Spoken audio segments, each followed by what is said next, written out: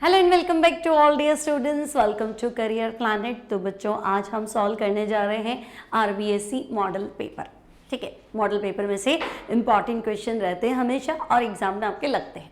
ठीक है, तो आपको एक पैटर्न पता चल जाएगा कि एग्जाम में कैसा पैटर्न आएंगे, किस चैप्टर में से किस टाइप के क्वेश्चन आएंगे और एक रेगुलर पैटर्न हो जाएगा, तो हम उस हिसाब से स्टडी भी कर लेंगे।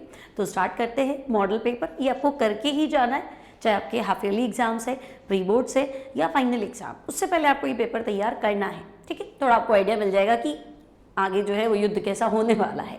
ठीक है, तो देखो आपका अगर राजस्थान बोर्ड की बात करूं तो 56 मार्क्स का पेपर रहेगा। ठीक है, और 3 घंटे 15 मिनट का पेपर रहेगा, है ना। अब उसमें ज्ञान, अवबोध, अभिव्यक्ति, मौलिकता, ठीक है, इन पे बेस्ड क्वेश्चंस रहेंगे और ये उनका परसेंटेज है। ठीक है, अब अपने जो काम का चीज है वो ये है, हमारे जो काम की चीज है बच्चों वो क्या है,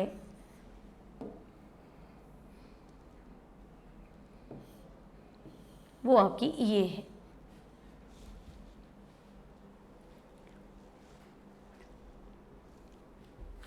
क्या है बच्चों, सबसे पहले ऑब्जेक्टिव क्वेश्चन, वस्तुनिष्ठ मतलब ऑब्जेक्टिव क्वेश्चन। टोटल 9 क्वेश्चन रहेंगे आपके ऑब्जेक्टिव। ठीक है, एक एक नंबर के क्वेश्चन रहेंगे, तो 9 क्वेश्चन है तो 9 मार्क्स हो गए, है ना। और ये आपको 10 मिनट के अंदर सॉल्व करने, मतलब एक ऑब्जेक्टिव क्वेश्चन लमसम 1 मिनट के अंदर सॉल्व करना है। 1 मिनट तो आप मान के चलो, लिखना है, आंसर टिक करना है, फिल करना है, उसमें गया। ठीक है, तो फटाफट 10 मिनट के अंदर 9 क्वेश्चन सॉल्व करके कॉपी में उसका लिखना भी है ABCD। ठीक है, सेकंड, अच्छा एक चीज और ध्यान रखेंगे कि आपका जो ऑब्जेक्टिव क्वेश्चन है, मान लो आपका पहले का आंसर A है, तो बहुत बार हम क्या करते हैं, बुक में तो टिक कर लेते, पेपर में तो खटखट टिक कर लेते, कॉपी में लिखना भूल जाते, या हम ऐसे लिख देते 1 2 3 जो भी आपका आंसर है, आगे नंबर मेंशन नहीं करते। ऐसी कोई गलती नहीं करोगे, आपको प्रॉपर लिखना है क्वेश्चन नंबर 1 और इसका आंसर A। क्वेश्चन नंबर, एक लाइन का गैप दो, फिर लिखो क्वेश्चन नंबर 2 इसका आंसर B है, फिर क्वेश्चन नंबर 3 इसका आंसर C है। नंबर मेंशन करना और उसके आगे सटीक उसका आंसर लिखना, ये सबसे इंपॉर्टेंट है। पता चला मैंने 10 ही सही किए बट वो कंसिडर ही नहीं कर रहा क्योंकि नंबर तो तुमने दिए ही नहीं, तो गड़बड़ हो जाएगी। ठीक है, आफ्टर दैट हम बात करें कि ऑब्जेक्टिव के बाद आपके पास आएंगे बच्चों वेरी शॉर्ट क्वेश्चन। अब वेरी शॉर्ट क्वेश्चन 4 और 8, मतलब इसमें फिल इन द ब्लैंक भी इंक्लूड है और एक एक शब्द का जो आंसर है वो भी इंक्लूड है। ठीक है, तो बच्चे टोटल मार्क्स हो गए इसके 12 और ये भी आपको सॉल्व करने 16 मिनट के अंदर, है ना। मतलब लमसम मान के चलो 1 मिनट का एक क्वेश्चन। ठीक है, फिल इन द ब्लैंक है तो उसमें तो क्या था, ABCD लिखना है, यहाँ तो पूरा आंसर लिखना है। तो पूरा आंसर लिखना है मतलब जो शब्द है उसका, मान लो किसी का आंसर है पार्ट्स पर मिलियन, तो आपको लिखना पड़ेगा ना पार्ट्स पर मिलियन, या किसी का आंसर है कुचालक या सुचालक, तो पूरा लिखोगे तो टाइम तो लगेगा, है ना। तो बच्चा सोचने और लिखने का मिला के टाइम तो लमसम 1 मिनट एक क्वेश्चन का और थोड़ा लिखने का एक्स्ट्रा टाइम ले लो। ठीक है, तो 12 क्वेश्चन है, 16 मिनट दिए हैं। फिर शॉर्ट क्वेश्चन, तो शॉर्ट क्वेश्चन आएंगे 12, 1.5 नंबर का क्वेश्चन रहेगा। ठीक है, इसमें आपको काफ़ी अच्छा टाइम दिया है, 89 मिनट्स दिए हैं। 12 क्वेश्चन को करने के लिए 89 मिनट काफ़ी है। ठीक है, एक एक 2 लाइन के अंदर आपको इनका आंसर देना है। आफ्टर दैट बच्चों लॉन्ग क्वेश्चन, है ना। अच्छा शॉर्ट एक एक 2 लाइन नहीं बनेगा, 1.5 नंबर का क्वेश्चन ना कम से कम 5 से 6 लाइन का आंसर बनेगा। ठीक है, डिपेंड करता है, 2 लाइन का नहीं आएगा, 5 to 6 लाइन का आपको आंसर लिखना पड़ेगा। थोड़ा ऐसा ही क्वेश्चन पूछा जाएगा, अभी अपन सॉल्व करेंगे तो पता चल ही जाएगा। फिर बच्चों लॉन्ग क्वेश्चन, दीर्घ उत्तरी, है ना। तो 3 नंबर के क्वेश्चन बनने हैं, 3 क्वेश्चन बनने हैं। ठीक है, अब 3 क्वेश्चन 3 नंबर के, टोटल मार्क्स हो गए आपके 9, है ना। और उसके लिए आपको मिला है 40 मिनट्स, 40 मिनट मिले हैं 3 क्वेश्चन करने के लिए, बहुत है, आराम से कर सकते हैं। ठीक है, इसके बाद में बच्चों निबंधात्मक प्रश्न, 2 क्वेश्चन आएंगे बड़े बड़े, हर क्वेश्चन का मार्क होगा 4 नंबर। अब इसमें 4 नंबर में तुम सोचो कि एक क्वेश्चन में ही 2 से 3 क्वेश्चन होंगे, है ना। मान लो 1 + 1 और 2, या फिर 1.5 1.5 और 1, ऐसे। तो कुल मिला के 4 क्वेश्चन, तो एक ही क्वेश्चन नहीं है 4 नंबर का, 2 पेज लिख दो, 3 पेज लिख दो, नहीं, इसके अंदर तुम्हारे को 3 क्वेश्चन मिलेंगे, पार्ट 1 पार्ट 2 पार्ट 3, और इसमें चॉइस भी है। ठीक है, तो ये क्वेश्चन आपका 2 क्वेश्चन है, एक क्वेश्चन 4 नंबर का है, टोटल क्वेश्चन तुम्हारे 8 नंबर के हो गए और एक क्वेश्चन को करने के लिए तुम्हारे पास 20 मिनट है। तो तुम मान के चलो 20 मिनट है, मतलब 20 मिनट का वो बनाया उसने, क्या आपका टाइम लगेगा, है ना। शुरू पहला क्वेश्चन करने में 10 मिनट लग गए, फिर दूसरा करने में 5-7 मिनट लग गए, दूसरा तुमने 2 से 3 मिनट में कर लिया, ठीक है। तो सफिशिएंट टाइम है बच्चों, ठीक है। तो टोटल नंबर ऑफ क्वेश्चन रहेंगे तुम्हारे 38, है ना। अब विकल्प योजना जो ये कह रहा है, मतलब चॉइस किस में मिलेगा, तो निबंधात्मक प्रश्नों में चॉइस मिलेगा, चॉइस मिलेगा आपको, है ना। बड़ा क्वेश्चन जो होगा लॉन्ग आंसर क्वेश्चन, उसमें आपको चॉइस मिलेगा। फिर बच्चों ये है आपका marking system. Total number of chapters हैं आपके पास 16। तो पहला और दूसरा चैप्टर यानी सॉलिड स्टेट और सोल्यूशन, ये 3-3 नंबर के हैं। देन बच्चों इलेक्ट्रोकेमिस्ट्री और काइनेटिक्स और सरफेस केमिस्ट्री, ये तीनों चैप्टर 4-4 नंबर के, तो तैयार वैसे करना है। मेटलर्जी आपका 2 नंबर का रहेगा। पी ब्लॉक बहुत ही बड़ा चैप्टर है, लेकिन इसकी मार्किंग भी 4 नंबर ही है। डी एंड एफ ब्लॉक आपका 3 नंबर का रहेगा। उसके बाद देखो कोऑर्डिनेट, हेलो एल्केन और अल्कोहल, ये फिर से 4-4 नंबर के हैं। यानी सबसे बड़ा जो चैप्टर है, सबसे ज़्यादा मार्किंग वो है एल्डिहाइड कीटोन। तो इसकी मैंने एक इंपॉर्टेंट क्वेश्चन की सीरीज भी दे रखी है, उसको करना है। अगर आपने बिल्कुल भी एल्डिहाइड कीटोन नहीं पढ़ा तो इंपॉर्टेंट क्वेश्चन कर लो, उसमें से 2 से 3 नंबर के क्वेश्चन 100% लग जाएंगे। तो 1-1.25 घंटे का लेक्चर है, तो आपके 3 नंबर बन जाएंगे, चाहे कोई भी बोर्ड हो, ठीक है। तो 3 मार्क्स के लिए आप वो करेंगे, अदरवाइज 5 मार्क्स के लिए आपको ये करना ही है। देन बच्चों अमाइन भी छोटा सा चैप्टर है, 4 नंबर का। बायोमॉलिक्यूल बड़ा चैप्टर है, छोटा तो नहीं कह सकते, काफ़ी डिटेलिंग में पढ़ना पड़ता है, लेकिन ये है 2 ही नंबर का। देन बच्चों पॉलीमर्स, तो पॉलीमर आपका 3 मार्क्स का, और केमिस्ट्री इन एवरीडे लाइफ, तो ये भी देख लो आपका 3 मार्क्स का है, ठीक है। तो पॉलीमर तो बहुत ही छोटा नंबर है, 3 नंबर बन जाएंगे। केमिस्ट्री इन एवरीडे लाइफ भी कुछ खास बड़ा नहीं है, इसमें भी आपके 3 नंबर बन जाएंगे, ठीक है। तो टोटल ओवरऑल ये आपका 56 मार्क्स बनता है, ठीक है। अब किसी बोर्ड में 60 होते हैं, किसी में 70 रहते हैं, तो मार्किंग 1-1 नंबर बढ़ा लो। 16 चैप्टर है ना, अगर आपने 1-1 नंबर भी बढ़ा दिया तो 16 नंबर और बढ़ गए, तो पहुंच गया आपका 72 हो गया, है ना, ऐसे, ठीक है। तो ये तो था बच्चों आपका मार्किंग सिस्टम। फिर ये आपके बोर्ड पैटर्न में दिया हुआ है ब्लूप्रिंट के अंदर कि किस चैप्टर में से किस तरह के क्वेश्चन आएंगे। लाइक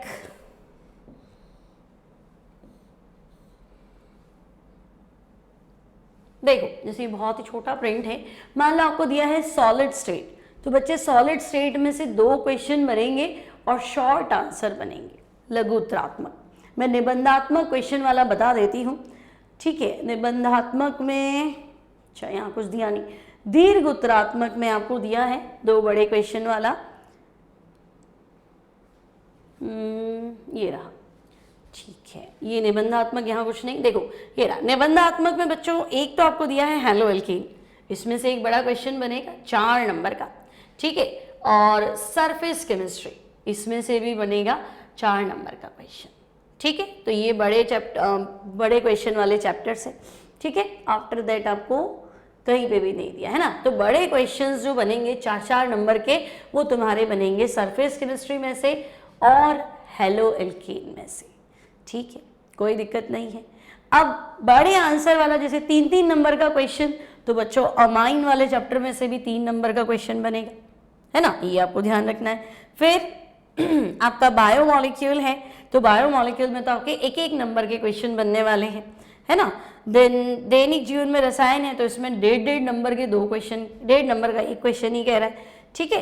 तो इस तरह से मार्किंग है आपके पास। काइनेटिक्स है, तो काइनेटिक्स में 2 तो ऑब्जेक्टिव पूछ लेंगे, 1-1 नंबर के 2 ऑब्जेक्टिव पूछ लेंगे, 1-1 नंबर के 2 वेरी शॉर्ट पूछ लेंगे, तो ये काइनेटिक्स रहेगा, ठीक है। तो ये मार्किंग सिस्टम है। तो वैसे भी आपको पूरा चैप्टर वैसे करके जाना है, इसके भरोसे रहना नहीं।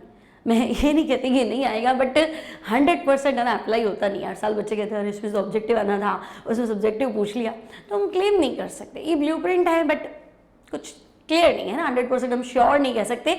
तो आप अपनी तैयारी मार्किंग के हिसाब से कर लो। अब ऑब्जेक्टिव आए जो भी आए, उससे कोई दिक्कत नहीं, ठीक है। अब वो कह रहा है कि इस चैप्टर में से ऑब्जेक्टिव आएगा, तो उसके ऑब्जेक्टिव अच्छे से लर्न करो, लेकिन उसी पे चलो कि मैं तो ऑब्जेक्टिव ही करूंगा, थियरी नहीं याद करूंगा, वो गड़बड़ हो जाती है ना। आफ्टर ऑल आपका एम क्या है, नीट है, जेई है, CUET है, तो पूरा डिटेल नॉलेज होना जरूरी है, ठीक है। अब हम क्वेश्चन पे चलते हैं बच्चों, फटा। तो बच्चों क्वेश्चन नंबर 1 से स्टार्ट करते हैं। सेक्शन है ऑब्जेक्टिव क्वेश्चन। पहला क्वेश्चन है तुम्हारे पास, प्रतिरोध का व्युत्क्रम क्या होता है, इनवर्स ऑफ द रेजिस्टेंस, ठीक है। प्रतिरोध यानी कि R, रेजिस्टेंस। तो आपने एक फॉर्मूला पढ़ा था क्या, आपने एक फॉर्मूला सीखा था, G = ठीक है, G इक्वल्स टू 1/r। ठीक है, तो G क्या है बच्चों, तो G है आपका चालकत्व। ठीक है, यहाँ कंफ्यूज मत होना चालकता और चालकत्व। चालकता जो है ना आपकी बुक में कंडक्टिविटी, वो उसको बोल रखा है कापा को, विशिष्ट चालकता या चालकता, वो एक ही टर्म से चला रहा है। ठीक है, तो चालकत्व यानी कि G, ठीक है, यानी कि कंडक्टेंस, तो हम कहेंगे G इक्वल्स टू 1/r। तो यहाँ आपका करेक्ट आंसर जो बनेगा बच्चों, वो बनेगा चालकत्व, कंडक्टेंस, इनवर्स ऑफ रेजिस्टेंस। तो बच्चे G equals to 1/r। Next question में चलते हैं। नेक्स्ट है बच्चों, प्रथम कोटि की अभिक्रिया की अर्धायु निम्न में से किस पर निर्भर करती है। फर्स्ट ऑर्डर के लिए हाफ लाइफ जो है वो किस पे डिपेंड करती है। अब मुझे बताओ, फर्स्ट ऑर्डर के लिए अगर मैं हाफ लाइफ का फॉर्मूला देखूं तो बच्चे टी हाफ का फॉर्मूला था 0.693 डिवाइडेड बाय के। ठीक है, फर्स्ट ऑर्डर के लिए, प्रथम कोटि के लिए अगर हम बात करें फॉर फर्स्ट ऑर्डर काइनेटिक्स, तो बच्चे फर्स्ट ऑर्डर काइनेटिक्स के लिए T half equals to 0.693 upon K. तो मुझे बताओ, कंसंट्रेशन का तो कोई लेना देना ही नहीं है। ठीक है, फिर रेट कांस्टेंट तो मैं कहूंगी हाँ, वेग स्थिरांक तो है, के बढ़ेगा तो ये कम हो जाएगी, के घटेगा तो ये बढ़ जाएगी। फिर प्रोडक्ट कंसंट्रेशन का भी कोई लेना देना नहीं है, कैटलिस्ट का भी कोई मतलब नहीं है, तो हम कहेंगे ये डिपेंड करती है रेट कांस्टेंट यानी कि वेग स्थिरांक पर। ठीक है, अच्छा फर्स्ट वाले में यहाँ टिक नहीं किया था, तो ये था कंडक्टेंस। क्लियर, चलो नेक्स्ट क्वेश्चन बच्चों, किसी अभिक्रिया का वेग, ठीक है, हम किसी अभिक्रिया का वेग अभिकारकों की सांद्रता पर निर्भर नहीं करता है। आपसे कहा गया कि भाई एक केमिकल रिएक्शन जो है उसका रेट, ठीक है, रिएक्शन की रेट यानी स्पीड, वो किसी भी रिएक्टेंट की कंसंट्रेशन पे डिपेंड नहीं करती। तो नहीं करती मतलब power zero, rate proportional to concentration की पावर जीरो, यानी कि भाई रेट जो है वो कांस्टेंट है, रिएक्शन आपकी एक ही स्पीड से चल रही, आप रिएक्टेंट कंसंट्रेशन बढ़ाओ घटाओ कोई फर्क ही नहीं पड़ रहा। तो अगर अभिकारक की सांद्रता बदलने पे वेग नहीं बदलता है तो तुम समझ ही गए ऑर्डर क्या हो जाएगा, तो हम कहेंगे ऑर्डर हो जाएगा zero order, zero order kinetics, शून्य कोटि की अभिक्रिया। नेक्स्ट है बच्चों, सल्फाइड ओर को ऑक्साइड में बदलना है, the process of converting sulphide ore into oxide. ठीक है, जैसे मान लो ZnS है, आपको इसको बदलना है ZnO प्लस SO। देखो जनरली सल्फाइड ओर आती बच्चा फ्रोथ फ्लोटेशन टिक कर देता है, सोचता ही नहीं। फ्रोथ फ्लोटेशन में आपका जो ओर है वो एज इट इज रहता है, झाग लगाने मतलब मैंने कॉपर पायराइटिस डाला तो वो यूं ही रहेगा, केमिकल चेंज थोड़ा ना है, आई बात समझ में, है ना। आपको क्या करना है, सल्फाइड को ऑक्साइड में कन्वर्ट करना है, मतलब ऑक्सीडेशन करना है। अब ऑक्सीडेशन के दो तरीके होते थे, है ना, रोस्टिंग और कैल्सिनेशन, भर्जन और निस्तापन। लेकिन जब आपको ऑक्सीजन चाहिए ही चाहिए, है ना, बिना ऑक्सीजन तो तुम्हारा काम होना नहीं है, तब उस प्रोसेस को हम बोलते हैं रोस्टिंग। तो यहाँ आंसर है रोस्टिंग यानी कि भर्जन। नेक्स्ट है बच्चों, हाइपोफॉस्फोरस एसिड की बेसिसिटी यानी कि क्षारकता कितनी है। तो हाइपोफॉस्फोरस एसिड, फॉस्फोरस एसिड होता है H3PO3, हाइपो जब लगाते हैं जब एक ऑक्सीजन कम हो जाता है, तो हाइपोफॉस्फोरस एसिड H3PO2। अब जब भी स्ट्रक्चर बनाओगे तो P double bond O compulsory है, फॉस्फोरस का कोई भी एसिड बनाओगे तो P double bond O compulsory है। अब OH लगा दो, कितने बनाओगे, तो तुम कहोगे OH एक, बाकी ऑक्सीजन तो दोनों खत्म हो गए, तो बच्चे ये H और ये H। अब यहाँ एक ही OH है तो यहाँ बेसिसिटी कितनी हो जाएगी, तो हम कहेंगे 1। तो हाइपोफॉस्फोरस एसिड की बेसिसिटी कितनी होगी, तो आपका आंसर होगा 1। ठीक है, नेक्स्ट है बच्चे बाइडेंटेट लीगेंड, है ना, ऐसा लीगेंड जिसमें दो डोनर एटम हो। तो देखो थायोसाइनाइड HCN, ये एम्बिडेंट लीगेंड है, उभय दंतुक।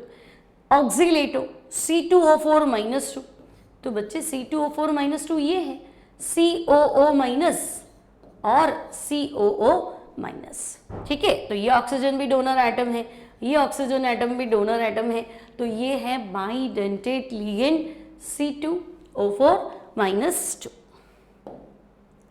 देन मोनोहाइड्रिक अल्कोहल का एग्जाम्पल दो, तो देखो इथाइलिन ग्लाइकॉल, तो बच्चे ग्लाइकॉल होता है 2 कंटिन्यू कार्बन 2 कंटिन्यू OH। दूसरा है ग्लिसरॉल, तो ग्लिसरॉल मतलब 3 कंटिन्यूअस कार्बन और 3 continue OH।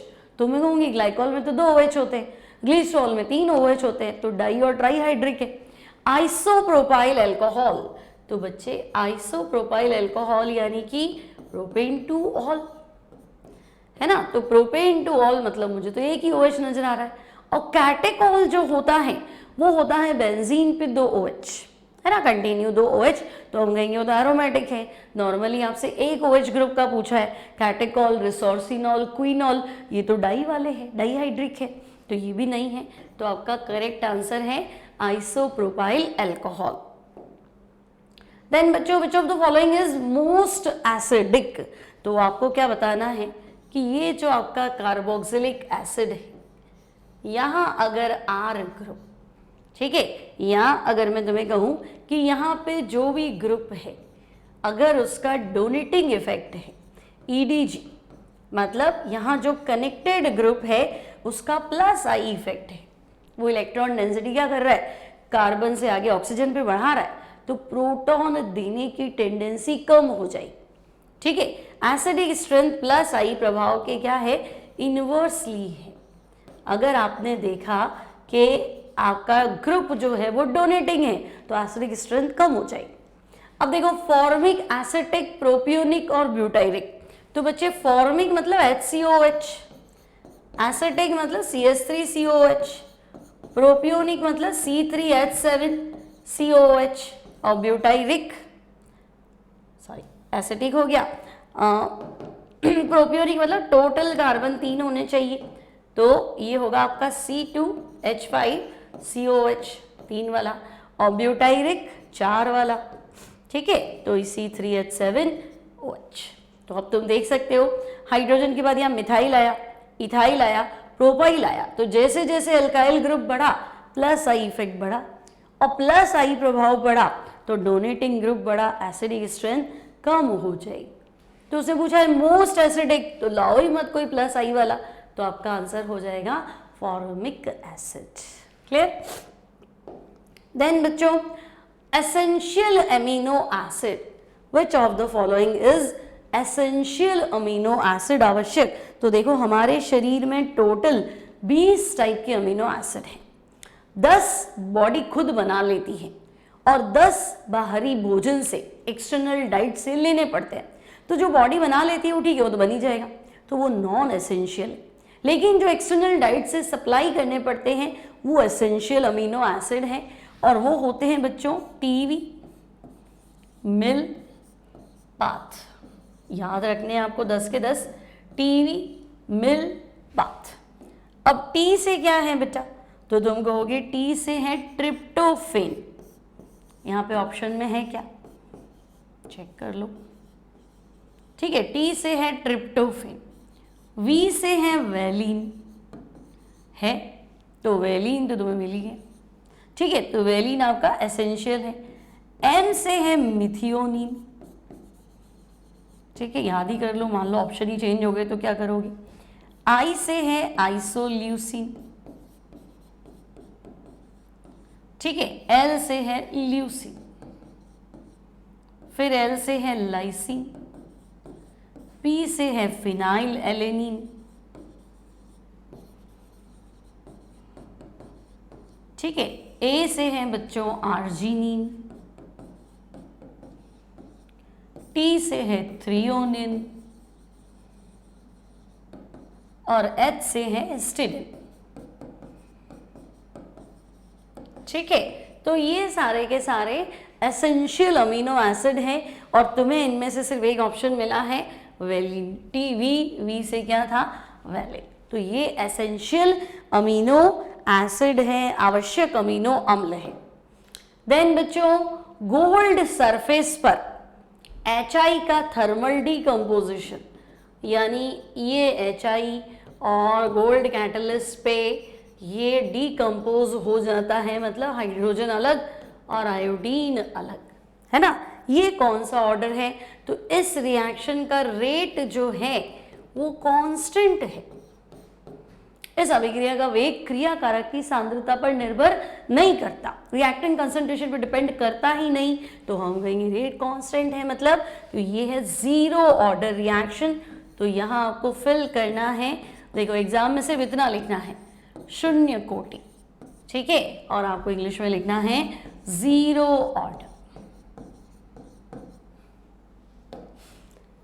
Then students next question है तुम्हारे पास, फॉर्मल्डिहाइड का 40% एक्वस सोल्यूशन। तो बच्चे फॉर्मल्डिहाइड का 40% जलीय विलयन कहलाता है फॉर्मेलिन, और फॉर्मेलिन को हम बायोलॉजिकल प्रिजर्वेंट, बायोलॉजिकल स्पेसिमेन को प्रिजर्व करने के काम में लेते हैं। लाइक आपकी बायो लैब में जो भी एनिमल्स होते हैं ना, उनको एक केमिकल के अंदर रखा जाता है, वो केमिकल आपका होता है फॉर्मेलिन। देन बच्चों गाटरमैन रिएक्शन में कैटलिस्ट, अब देखो गाटरमैन और गाटरमैन कोच अलग अलग है। गाटरमैन कोच एल्डिहाइड सिंथेसिस थी, ठीक है, ये सिर्फ गाटरमैन रिएक्शन, जैसे सेंडमेयर थी ना, सेंडमेयर में कॉपर सॉल्ट होता था और गाटरमैन में कॉपर पाउडर होता है, ठीक है। तो थोड़ा ध्यान रखना, सिर्फ गाटरमैन है तो गाटरमैन कॉपर पाउडर, हिंदी में लिखेंगे तो कॉपर चूर्ण, ठीक है।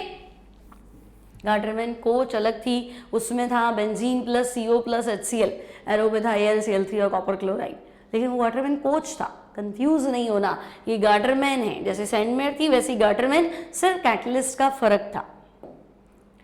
देन डैश जो टेस्ट में स्वीट नहीं होते उन्हें नॉन शुगर कहते हैं। तो बच्चे ये कार्बोहाइड्रेट का क्लासिफिकेशन है, ऐसे कार्बोहाइड्रेट जो स्वीट इन टेस्ट होते हैं उन्हें तो कहते हैं शुगर, और ऐसे कार्बोहाइड्रेट जो टेस्ट में स्वीट नहीं होते हैं उन्हें कहते हैं नॉन शुगर।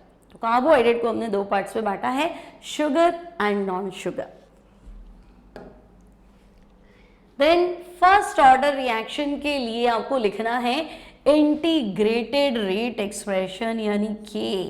तो बच्चे K equals to 2.303 upon T log base 10 R0 by R। First order reaction का इंटीग्रेटेड रेट एक्सप्रेशन, समाकलित वेग समीकरण। तो आपको सिर्फ ये फॉर्मूला लिखना है, डिराइव नहीं करना है, वेरी शॉर्ट में है ये, ठीक है। देन मैग्नेटिक सेपरेशन मेथड का लेबल्ड डायग्राम बनाओ। तो मैग्नेटिक सेपरेशन में होता क्या था, तो आपको पता होना चाहिए, दो तो व्हील्स होते थे, है ना, दो तो आपके पास व्हील्स हैं, ठीक है, और यहां से आपने ओर डाला है,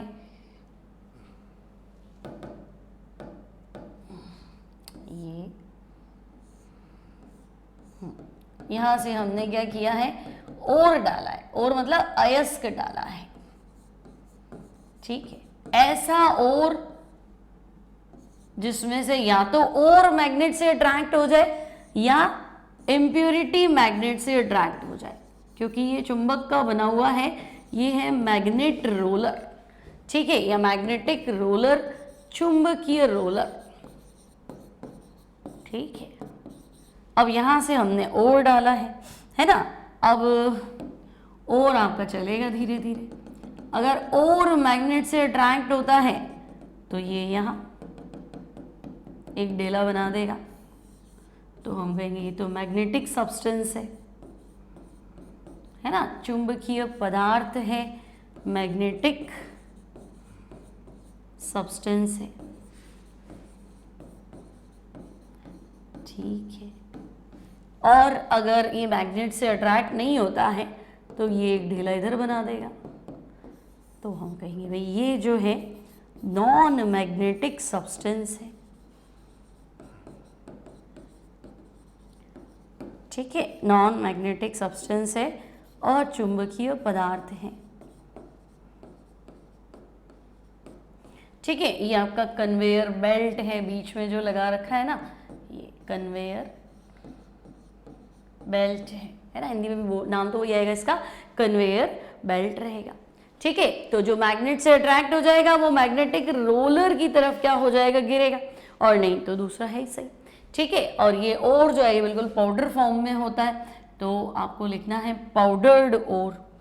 ठीक है, थोड़ा छोटा लिख देते हैं इसको, यहाँ लिख देते हैं पाउडर्ड ओर। क्लियर? तो ये है आपका मैग्नेटिक सेपरेशन मेथड। कोई भी डायग्राम बनाओ उसके साइड में लिखा जरूर करो कि बनाया क्या है। So this is magnetic separation method. Clear? Simple है, देखो कितने सरल क्वेश्चन आते हैं। इतना बड़ा चैप्टर याद करते, पूछा क्या, छोटा सा सवाल। नेक्स्ट भाई, हेबर प्रोसेस के लिए आपको फ्लो डायग्राम बनाना है। अब देखो हेबर प्रोसेस क्या है, तो हम कहेंगे नाइट्रोजन और हाइड्रोजन मिल के क्या बनाएंगे, तो हम कहेंगे अमोनिया। अब यहाँ लो टेम्परेचर और हाई प्रेशर है ना, प्रेशर तो आपको चाहिए 20 मेगा पास्कल के आसपास। लो टेम्परेचर मतलब बिल्कुल 0 या 10-20 डिग्री सेंटीग्रेड नहीं चाहिए, लो मतलब 773 केल्विन चाहिए। एक बार तो स्टार्टअप देना ही पड़ेगा ना, तो रिएक्शन में आपको टेम्परेचर डालना है 773 केल्विन। ठीक है, लेकिन रिएक्शन आपकी एक्सोथर्मिक ही है ना। और कैटलिस्ट तो आपको जनरली आयरन चाहिए, लेकिन आयरन के साथ साथ एल्यूमिनियम ऑक्साइड, पोटेशियम, ये इनके ऑक्साइड्स चाहिए आपको, पोटेशियम के O2। ठीक है, देन क्या चाहिए आपको, अच्छा फ्लो चार्ट बनाना है। तो देखो आपको एक रास्ते से तो भेजना है नाइट्रोजन और दूसरे रास्ते से क्या भेजना है, हाइड्रोजन। ठीक है, और दोनों मिला के हमें क्या करना है, इनको कंप्रेस करना है ना। तो मैं रफ डायग्राम बना रही हूँ, तो मैं दे रही हूँ बनावा। ठीक है, तो कंप्रेस करना है क्योंकि रिएक्शन के लिए प्रेशर बहुत ज़्यादा चाहिए, तो लमसम 20 मेगा पास्कल का तो प्रेशर चाहिए।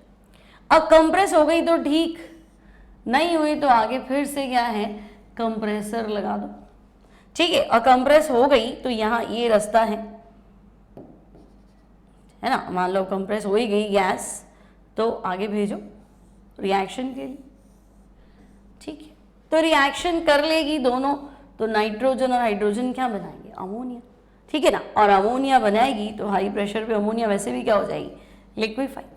तो आप इकट्ठा करो, और मान लो कंप्रेस नहीं हुई तो वापस एग्जिट दे दो यहाँ से।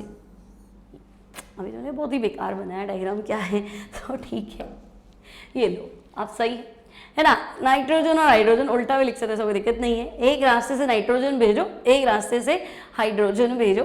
ठीक है, 20 मेगा पास्कल का प्रेशर लगा लो, फिर आपने कंप्रेसर लगा दिया, आपको हाई प्रेशर देना है।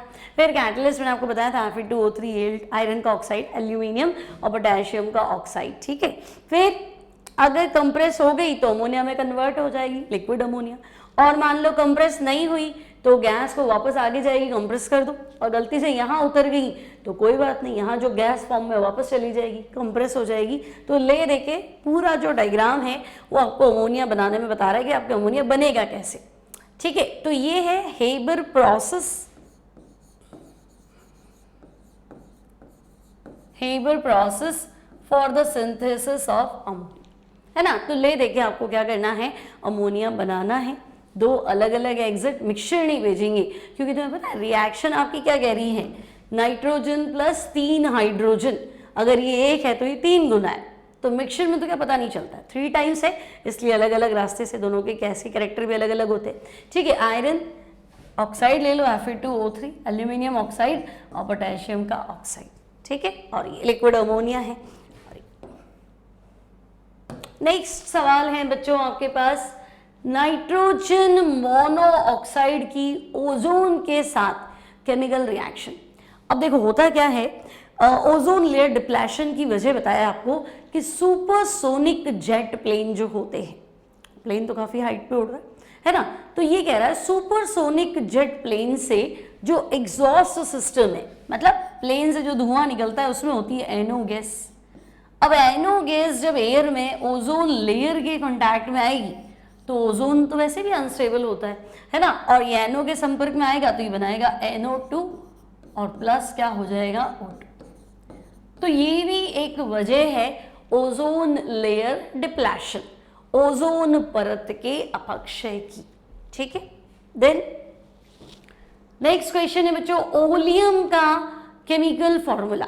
एक्चुअली जो आपका ओलियम होता है वो होता है मिक्सचर ऑफ H2SO4 और SO3, इन दोनों का मिश्रण होता है। और हम लिखेंगे क्या, तो हम लिखेंगे H2S2O7। तो H2S2O7 इसे हम बोलते हैं ओलियम। फ्यूमिंग, अच्छा देखो H2S2O7 अगर आपके एग्जाम में आ जाए फ्यूमिंग सल्फ्यूरिक एसिड, मतलब वही लिखना है,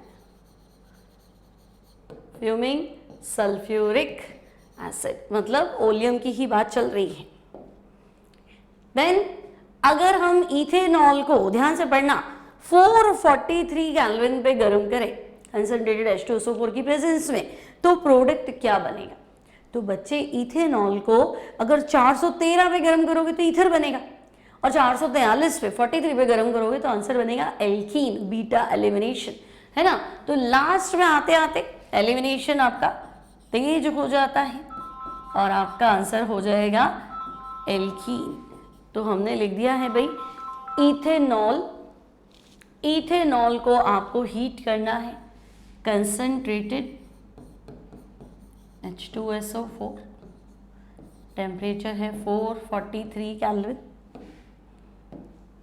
यहाँ से H, यहाँ से OH, फंक्शनल ग्रुप जिससे कनेक्टेड है वो अल्फा, अल्फा का पड़ोसी बीटा, तो यहाँ आपका आंसर रहेगा इथी। ठीक है वही डिहाइड्रेशन, है ना, लेकिन 443 पे बच्चों इथीन और 413 पे डाई इथाइल ईथर। नेक्स्ट है बच्चों पिक्रिक एसिड का फॉर्मूला लिखना है। तो आपको देखो पिक्रिक एसिड होता है 2,4,6, पिक्रिक एसिड होता है 2,4,6 ट्राई नाइट्रोफिनॉल। तो आप फिनॉल तो बता देंगे, बेंजीन पे OH, फिनॉल, 2 पे नाइट्रो, 4 पे भी नाइट्रो और 6 पे भी नाइट्रो। तो 2,4,6 ट्राई नाइट्रोफिनॉल को हम क्या बोलेंगे, picric acid. After that arrange the following in the increasing order of acidic strength. तो बच्चे अल्कोहल का एसिडिक स्ट्रेंथ पूछा है, ठीक है। देखो ये आपका अल्कोहल OH है ना, मान लो यहाँ मैंने CH2 लगा के फिर मैं R लिखती हूँ, ठीक है ये। अब बच्चे ये एल्काइल ग्रुप का साइज है ना, R का साइज बढ़ेगा तो ऑब्वियसली प्लस आई इफेक्ट बढ़ेगा। तो हम कहेंगे अगर ये R का साइज बढ़ेगा तो प्लस आई इफेक्ट बढ़ेगा, तो ऑक्सीजन पे इलेक्ट्रॉन डेंसिटी तो बढ़ जाएगा। तो ऑक्सीजन को अगर बहुत इलेक्ट्रॉन मिलेगा तो ये बॉन्ड टूटेगा ही नहीं, OH बॉन्ड फ्यूजन तो वो मुश्किल हो जाएगा, कठिन हो जाएगा, है ना। और प्रोटॉन डोनेटिंग टेंडेंसी तो भाई कम हो जाएगी।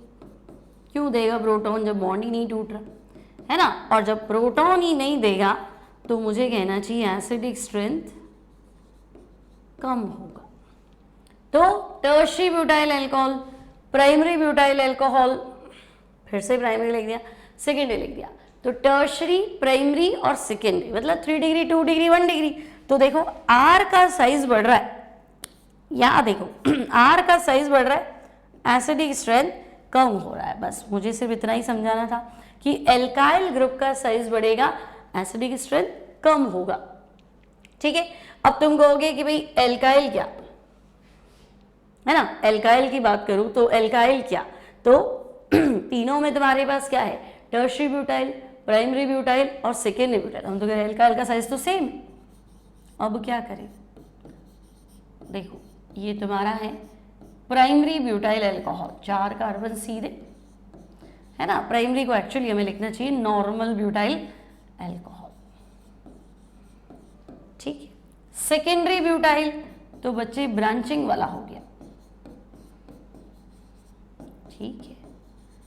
सेकेंडरी ब्यूटाइल लेकिन है सारे के सारे 1 डिग्री, देखो है ना, फंसा दिया इसने आपको 1 2 3 का आंसर देना था, नहीं 1 डिग्री नहीं, आइसोब्यूटाइल थोड़ा ना कह रहा है, सेकेंडरी ब्यूटाइल कह रहा है, ठीक है।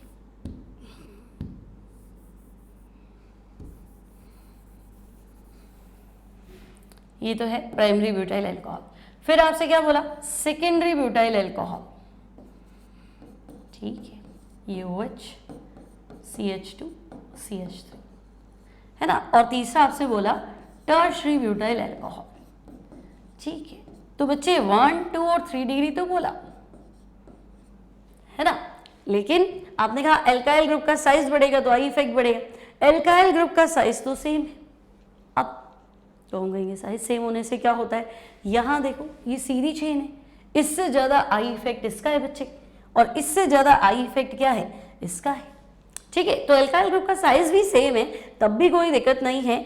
आपके पास जो अल्कोहल का एसिडिक स्ट्रेंथ है ना, ये OH बॉन्ड फ्यूजन का जो ऑर्डर होता है ये सबसे ज्यादा होगा 1 डिग्री, फिर क्या होगा 2 डिग्री, और फिर क्या होगा 3 डिग्री, ठीक है। क्योंकि जितना ज्यादा अल्काइल ग्रुप बढ़ेगा तो हम कहेंगे बढ़ा तो नहीं है ना, तो कोई बात नहीं, बढ़ा तो नहीं है, लेकिन आप यहाँ तो देखो, है ना, डिग्री तो बढ़ गई, तो डिग्री बढ़ गई मतलब ब्रांचिंग जितनी ज्यादा हो गई, तो 3 डिग्री में अल्काइल ग्रुप जो है वो डायरेक्ट देखो इसका प्लस आई, इसका प्लस आई, इसका प्लस आई, एक साथ काम करेगा।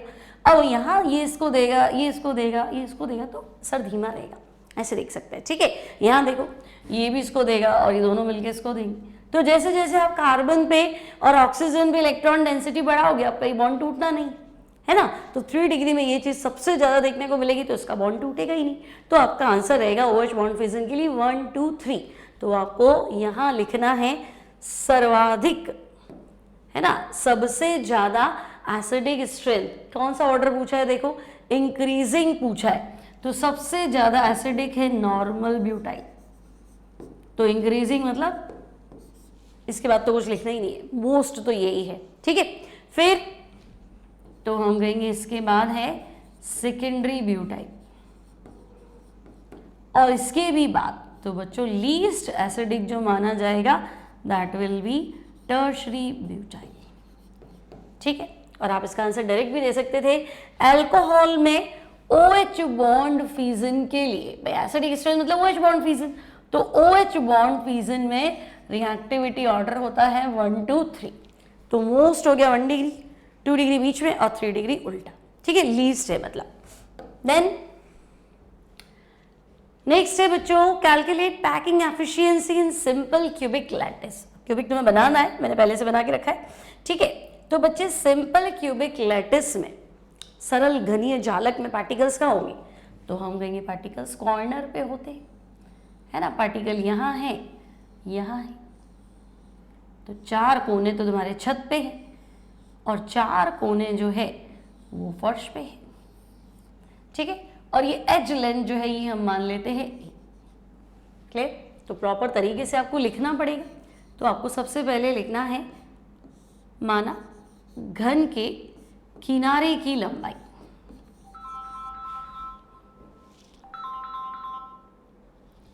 माना घन के किनारे की लंबाई, ठीक है, वो हमने मान लिया ए, है ना। इंग्लिश में लिखना है तो आप लिखेंगे edge length, edge length of cube, ठीक है। अब वहां आपको दिख रहा है a इक्वल्स टू 2r, क्या बच्चों, है ना, एज लेंथ a, और वहां आपको क्या दिख रहा है, तो हम कहेंगे a इक्वल्स टू हमें दिख रहा है 2r, ठीक है ना। एज लेंथ दिख रहा है ना, a इक्वल्स टू, देखो एक सेंटर से दूसरे सेंटर का रेडियस ये, तो बच्चे यार और यार, और एक्चुअली गोले दूर दिखा है, एक्चुअली स्फीयर तो टच करते, ठीक है। तो हम कहेंगे a equals to 2r, okay. अब बच्चे volume of cube, volume of cube, घन का आयतन। तो वॉल्यूम ऑफ क्यूब होता है आपका, क्या होता है, तो हम कहेंगे वॉल्यूम ऑफ क्यूब होता है ए क्यूब। इक्वेशन 2। अब इक्वेशन 1 और 2 की वैल्यू एक दूसरे में रख दो, फ्रॉम इक्वेशन 1 एंड 2। तो ए की वैल्यू 2r रख दूं तो मेरे पास वॉल्यूम ऑफ क्यूब कितना आएगा, तो मैं कहूँगी 2r का क्यूब, और 2r का क्यूब मतलब 8r क्यूब। ये इक्वेशन बन गया मेरा 3। ठीक है, तो बच्चों वॉल्यूम ऑफ द क्यूब हो गया 8r क्यूब। ठीक है, अब क्या करें, तो तुम्हारे पास क्यूब का वॉल्यूम आ गया है ना, तुम्हारे पास क्यूब का वॉल्यूम आ गया। अब क्या करें, तो हम कहेंगे पैकिंग एफिशिएंसी निकालनी है ना। पैकिंग एफिशिएंसी होती है, मतलब मान लो मैं जिस रूम में है इसकी पैकिंग एफिशिएंसी बताओ, तो हम कहेंगे अच्छा कितना % एरिया पैक हुआ है, तो सामान कितना रखा है अपॉन रूम का वॉल्यूम देख लो इनटू 100। तो सामान कितना रखा है मतलब क्यूब में आपने क्या रखा है, स्फेयर से ही तो बनाया है, तो स्फेयर का वॉल्यूम अपॉन क्यूब का वॉल्यूम इनटू 100। तो स्फेयर मतलब गोले का आयतन। तो अब आपके पास कौन सा क्यूब है, कौन सी लैटिस है, सिंपल क्यूबिक लैटिस है। तो आपको बताना है कि भाई सिंस ZSCC 1 होता है ना, चूंकि सरल घनीय जालक, सरल घनीय जालक में गोलों की संख्या 1 होती है।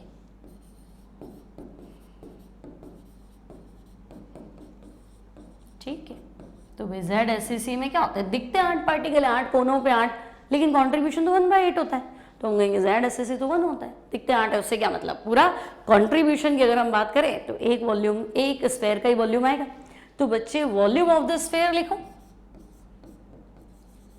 वॉल्यूम ऑफ स्फेयर है ना, आपको यहां बताना है गोले का आयतन, तो बताएंगे वॉल्यूम ऑफ द स्फेयर कितना है, तो हम कहेंगे वॉल्यूम ऑफ द स्फेयर होता है 4/3 पाई r क्यूब, और एक ही गोले का आयतन बताना है तो 1 से मल्टीप्लाई कर लो। ये हमारी इक्वेशन होगी 4। तो मुझे पैकिंग एफिशिएंसी निकालनी थी, तो मेरे पास फॉर्मूला था volume of the sphere upon volume of the cube into 100। ठीक है, क्यूब का वॉल्यूम 8r क्यूब है। अब देखो, तो पैकिंग एफिशिएंसी हमने लिख दी। अब तो बच्चों अब आपको क्या करना है, पैकिंग एफिशिएंसी निकालनी। आपने कहा था वॉल्यूम ऑफ द स्फेयर, गोले का आयतन, तो हम कहेंगे 4/3 पाई r क्यूब, क्यूब का वॉल्यूम तो 8r क्यूब इनटू 100। बस अब r क्यूब कैंसिल कर दो।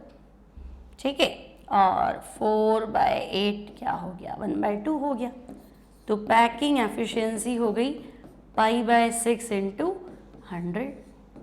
और सॉल्व नहीं करना है, आंसर पता होना चाहिए। सिंपल सरल घनीय जालक की संकुलन दक्षता है ना, सिंपल क्यूबिक लैटिस में पैकिंग एफिशिएंसी जो होती है दैट इज 52.4%। ठीक है, सीधा आपको आंसर पता होना चाहिए।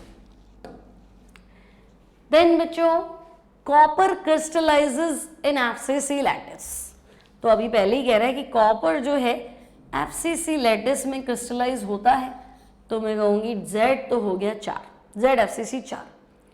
फिर ये कह रहा है एज लेंथ है ना, कोष्ठिका के कोर की लंबाई एज लेंथ, तो ये है 359.6 पिकोमीटर, और मैं इसको सेंटीमीटर में कन्वर्ट कर देती हूँ तो मिलेगा पिकोमीटर 10⁻12 मीटर, और मीटर को सेंटीमीटर में कन्वर्ट करना है तो 100 से मल्टीप्लाई कर लो, तो 10⁻12 इंटू 100, 10⁻10 सेंटीमीटर। तो Z आ गया, A आ गया। डेंसिटी तुम्हें कैलकुलेट करनी है, और एटॉमिक मास आ गया 63.5। ठीक है, यूनिफाइड मास। अब आप सबको डेंसिटी का फॉर्मूला पता है बच्चों, डेंसिटी होती है Z into M upon A cube into Na। Density थी Z into M upon A cube into Na। ठीक है, अब z कितना है तो 4, m है 63.5, a क्यूब। अभी यहां थोड़ा देखना, इसका क्यूब करूंगी तो बहुत भारी पड़ेगा, ठीक है। तो एक बार तो चलो मैं लिख लेती हूँ 359.6 का क्यूब और 10 की पावर -10 का भी क्यूब, ठीक है, इनटू एन को फिलहाल मैं एन लिख रही हूँ। आगे सॉल्व करते हैं, ठीक है, कोई दिक्कत नहीं है, स्पेस नहीं है इसलिए मैंने एन लिखा है। आगे बढ़े तो 4 इंटू 63.5,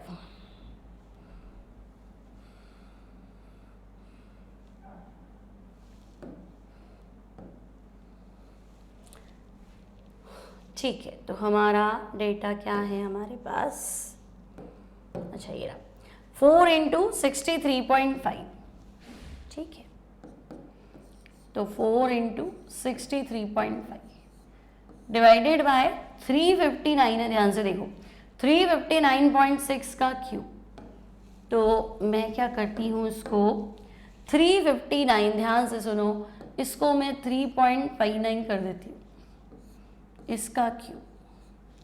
तो अब तो मिलेगा, ये क्या किया, तो देखो बच्चे मेरे पास था 359.6, मैंने इसको 100 से मल्टीप्लाई किया, 100 से डिवाइड किया, ठीक है, 100 से मल्टीप्लाई कर दिया, 100 से डिवाइड कर दिया, तो 100 से डिवाइड कर दिया तो ये 3.59 बन गया, 6 लिखूँ नहीं लिखूँ कोई फर्क नहीं पड़ेगा, और 100 से मल्टीप्लाई किया, और ये डेटा मेरा क्यूब में चल रहा है, तो 100 का क्यूब भी मैं यही लिख दूं क्या, बोलो। इसको मैंने 100 से डिवाइड किया एक बार, है ना, अगर ये 3 बार है तो 3 बार होगा, मान लो यहाँ क्यूब है तो बच्चे यहाँ पे भी क्यूब करना पड़ेगा, यहाँ पे भी क्यूब। तो अब मैं इसको जैसे ही 100 से डिवाइड करूंगी 3.59 बन जाएगा और क्यूब भी बन जाएगा, और ये 100 का क्यूब इसके साथ रहेगा, ठीक है।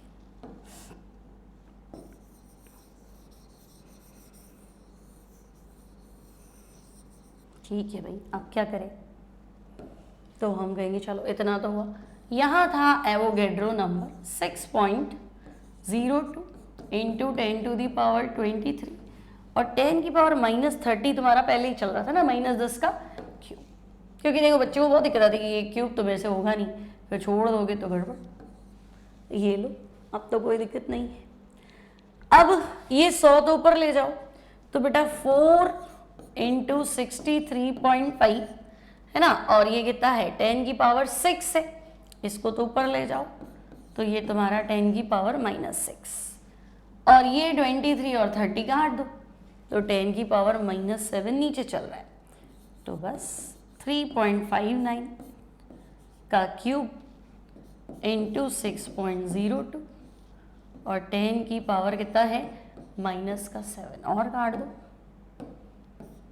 और काट दो, 10 ही बचेगा, ऊपर ले जाओ, तो ऊपर ले गए तो 4 इंटू 63.4 5 इंटू 10 अपॉन भी सिंपल है 3.59 का क्यूब और 6.02, ठीक है। कैलकुलेशन इसलिए बताइए बच्चों क्योंकि तुम्हें बोर्ड में करनी ही पड़ेगी, फिर तुम उस टाइम उलझोगे कह रहे मेरे से तो ना 359 का क्यूब निकालोगे तो बहुत लेंदी हो जाएगा, मेरे से तो नहीं हो रहा, इसलिए मैंने आपको सिखाई है कैलकुलेशन का पैटर्न ये रखोगे। अब इसको सॉल्व करोगे तुम खुद, और फाइनल आंसर जो हमने निकाला है दैट इज 9.11 ग्राम पर सेंटीमीटर क्यूब, तो मैच कर लो, तुम्हारा आंसर ये आना चाहिए, ठीक है। देन है बच्चों 4.6 ग्राम इथेनॉल को 500 ग्राम वाटर में मिक्स किया, मोलैलिटी बतानी है, मोललता बतानी है, ठीक है। तो देखो इथेनॉल है सॉल्यूट, है ना, विले, तो बच्चे सॉल्यूट मास, तो हम कहेंगे 4.6 ग्राम्स, ठीक है। सॉल्वेंट किसमें घोला है, तो हम कहेंगे पानी में, है ना, पानी कितना है, तो भाई वो है 500 ग्राम्स। अब सॉल्यूट का मोलर मास, सॉल्यूट मतलब इथेनॉल जो है आपके पास, है ना, तो उसका मोलर मास दिया तो नहीं है उसने, तो इथेनॉल होता है आपका C2 H5OH, ठीक है। तो कार्बन का 12 इंटू 2 प्लस हाइड्रोजन का 1 मल्टीप्लाई विथ 5 प्लस ऑक्सीजन का 16, ऑक्सीजन का 16 और हाइड्रोजन का 1, ठीक है। अब क्या करना है, सॉल्व करें इसको, तो ये बैठेगा आपका 46, ठीक है। सॉल्यूट आ गया, सॉल्वेंट आ गया, मोलर मास आ गया। अब मोलेलिटी का फॉर्मूला बच्चों, मोलेलिटी का फॉर्मूला जो है लिख देती हूं मैं। मोलेलिटी का फॉर्मूला होता है सॉल्यूट का मास, ठीक है। सॉल्यूट मास विलेय का भार अपॉन सॉल्यूट मोलर मास अणुभार into 1000 upon mass of solvent, ठीक है। बस यही बच्चे गलती करेंगे, मास ऑफ सॉल्वेंट अच्छा हिंदी में लिखना है विलायक का भार,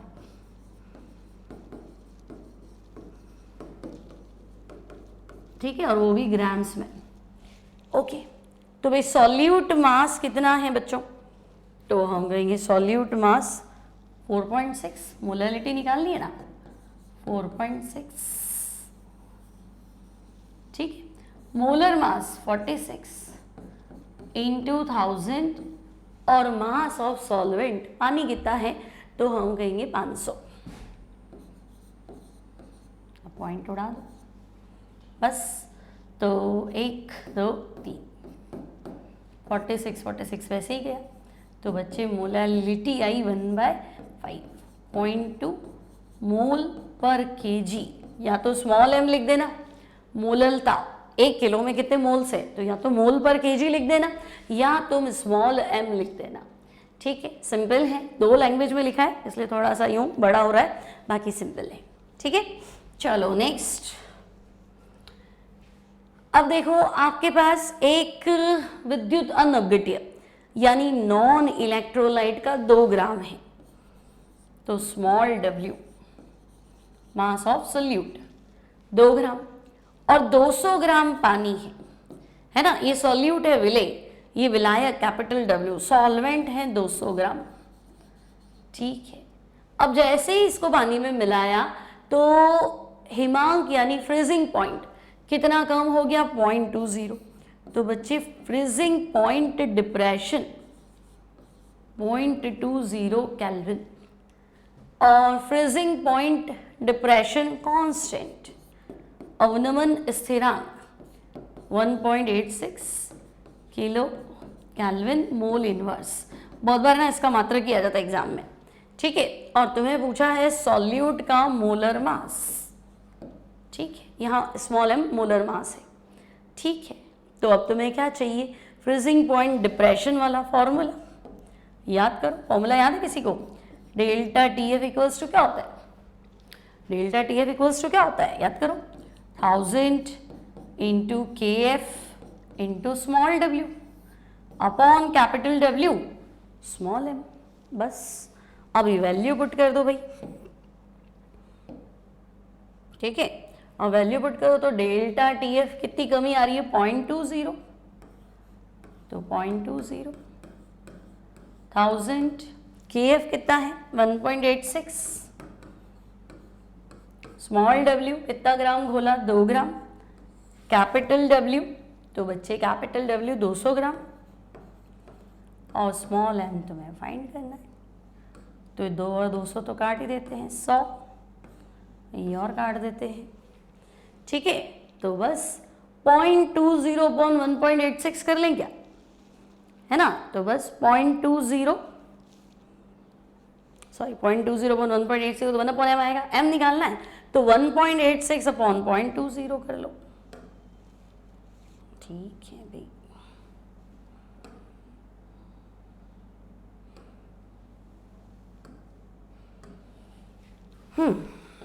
चलो फाइंड करते हैं, क्या है हमारे पास 0.20 इक्वल्स टू, ऊपर तो है 1.86 और नीचे है m, तो 0.20 equals to 1.86 divided by small m, तो molar mass equals to 1.86 upon 0.20, point उड़ा दो तो भाई ये कितना हो गया 93 हो गया क्या, 9 और 3 और डिवाइड बाई, तो आपके पास आएगा मोलर मास जो आएगा दैट इज, हाँ मोलर मास जो आएगा दैट इज 93।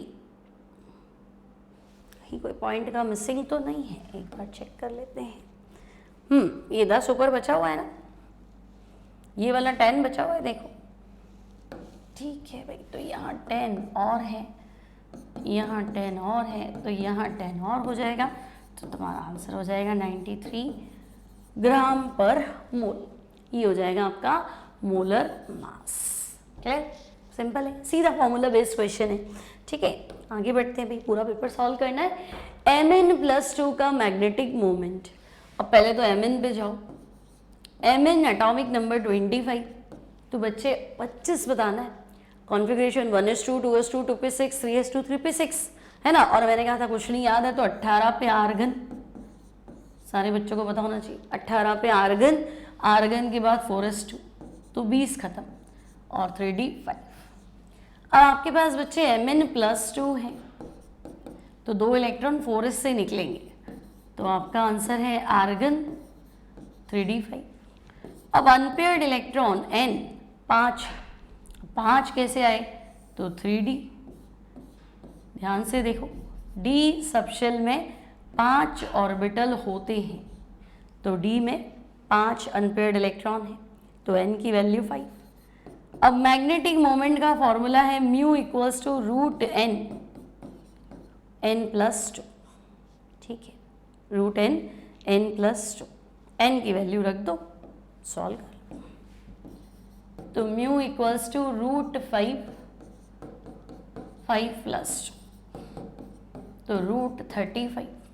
और जवाब मैं आपको बहुत पहले ही दे चुकी हूँ, है ना, कि n की वैल्यू 5 है, तो आंसर 5 पॉइंट समथिंग आएगा, नियर अबाउट 6 आएगा। 5.1 2 3 4 नहीं, 5.8 5.9 ऐसे 6 के आसपास आएगा। तो 36 का रूट 6 होता है ना, तो 35 का रूट 6 से थोड़ा ही तो कम होगा, तो आपको जो लमसम आंसर देना है दैट इज 3.8584 ऐसे कुछ दे सकते हो, बोर मैग्नेटॉन। ठीक है, तो ये है आपका mu, magnetic moment of Mn+2। Next है बच्चों अंतराकाशी यौगिक इंटरस्टिशियल कंपाउंड के 3 फिजिकल और केमिकल कैरेक्टर्स लिखो। अब पहले होता क्या इंटरस्टिशियल कंपाउंड, तो देखो डी ब्लॉक के जो एलिमेंट्स है लाइक कुछ मेटल्स हैं, सारे ही मेटल्स हैं, है ना, तो मेटल्स में क्या होता है, तो हम कहेंगे मेटल क्रिस्टल होता है। धातु हमेशा क्या होता है, क्रिस्टल होता है, और क्रिस्टल में क्या होता है, तो हम कहेंगे रेगुलर ज्योमेट्री होती है ना, क्रिस्टल में होती है रेगुलर ज्योमेट्री, निश्चित ज्यामिति, और सब कुछ परफेक्ट होता है। अब बीच बीच में बच्चे ये जो खाली जगह रह जाती है ना, ये खाली जगह, इसे बोलते हैं इंटरस्टिशियल साइट, इसे बोलते हैं इंटरस्टिशियल साइट, इंटरस्टिसेस, अंतराकाश। ठीक है, अब होता क्या है, तो ये जो इंटरस्टिशियल साइट है, यहाँ small atom like boron, carbon, nitrogen, oxygen, hydrogen, है ना, ये ट्रैप हो जाते हैं, यहाँ है ना, फंस जाते, फिट हो जाते। तो अब हम कहेंगे तो मिक्सचर है। अब मिक्सचर हमने इसको पूरे एटम को रिप्लेस करके नया मिलाया होता, तब तो हम कहते अलॉय, मिश्र धातु। लेकिन अंतराकाश, छोटे छोटे जो खांचे हैं, वहाँ मेटल फिट हो गया, मेटल या इस तरह के कंपाउंड, छोटे छोटे एटम जो फिट हो गए, तो इस तरह से जो कंपाउंड बनते हैं इन्हें बोलते हैं इंटरस्टिशियल कंपाउंड। अब एग्जाम में इसका आंसर ये नहीं लिखना था, ये तो आपको पता होना चाहिए, सीधा ही आंसर कैसे याद करोगे। तो ये है अंतराकाशी यौगिक इंटरस्टिशियल कंपाउंड। अब मैं क्या कहना चाह रही हूँ, अच्छा ठीक है इसमें कुछ फिट हो गया, अब मजबूती बढ़ेगी नहीं, क्योंकि देखो खाली जगह होती तो खुल जाता, पैकिंग लूज थी, तुमको वो नहीं, पैकिंग तो मजबूत होगी, संकुलन दक्षता बढ़ गई, पैकिंग मजबूत हो गई, ये थोड़ा हार्ड हो गया। अब हार्ड हो गया मतलब स्ट्रेंथ बढ़ गई, है ना, मेल्टिंग पॉइंट बढ़ गया। ठीक है, और कई बार तो बोरॉन फिट हो जाता है, तो इनके जो बोरॉइड्स होते हैं वो डायमंड से भी ज़्यादा हार्ड हो जाते हैं, हीरे से भी अधिक कठोर हो जाते हैं, इनके बोरॉइड्स, इतनी मजबूती आ जाती है। तो बस आपको इनके 3 फिजिकल और केमिकल प्रॉपर्टीज लिखनी थी। तो देखो 3 फिजिकल और केमिकल प्रॉपर्टीज, एक तो ये केमिकली इनर्ट हो जाते हैं, रासायनिक रूप से अक्रिय, मतलब अब रिएक्शन नहीं करेंगे, बॉन्ड एटम खुलेगा ही नहीं, पैकिंग मजबूत है तो रिएक्शन कम होगी। करंट बराबर आता है क्योंकि करंट में फ्री इलेक्ट्रॉन थे, उसका इनसे कोई लेना देना नहीं, तो चालकता यूं की यूं रहेगी। मेल्टिंग पॉइंट बढ़ जाएंगे, कभी कभी प्योर मेटल से ज़्यादा भी होते हैं, और ये बहुत ज़्यादा क्या होते हैं, हार्ड होते हैं। ठीक है, तो ये आपको बताना है कि केमिकली इनर्ट होते हैं, कंडक्टिविटी इनकी सेफ रहती है, मेल्टिंग पॉइंट हार्ड ज़्यादा होते हैं, और ये क्या होते हैं, अति कठोर होते हैं, दे आर वेरी हार्ड। ठीक है, तो इंग्लिश मीडियम वाले बच्चे भी लिख लेंगे अपने आप ट्रांसलेट करके। ठीक है, अब आगे बढ़ते हैं। नेक्स्ट है बच्चे, right short note on Etard reaction. ठीक है, तो अब आपको बताना है इटार्ड रिएक्शन के बारे में। ठीक है, क्या होती है इटार्ड रिएक्शन? तो इटार्ड रिएक्शन होती है क्रोमाइल क्लोराइड CrO2Cl2 का प्रयोग करते हुए टोलुइन को बेंजल्डिहाइड में कन्वर्ट करना। ठीक है, तो बच्चे टोलुइन मतलब बेंजीन पे CH3। ठीक है, क्रोमाइल क्लोराइड CrO2Cl2,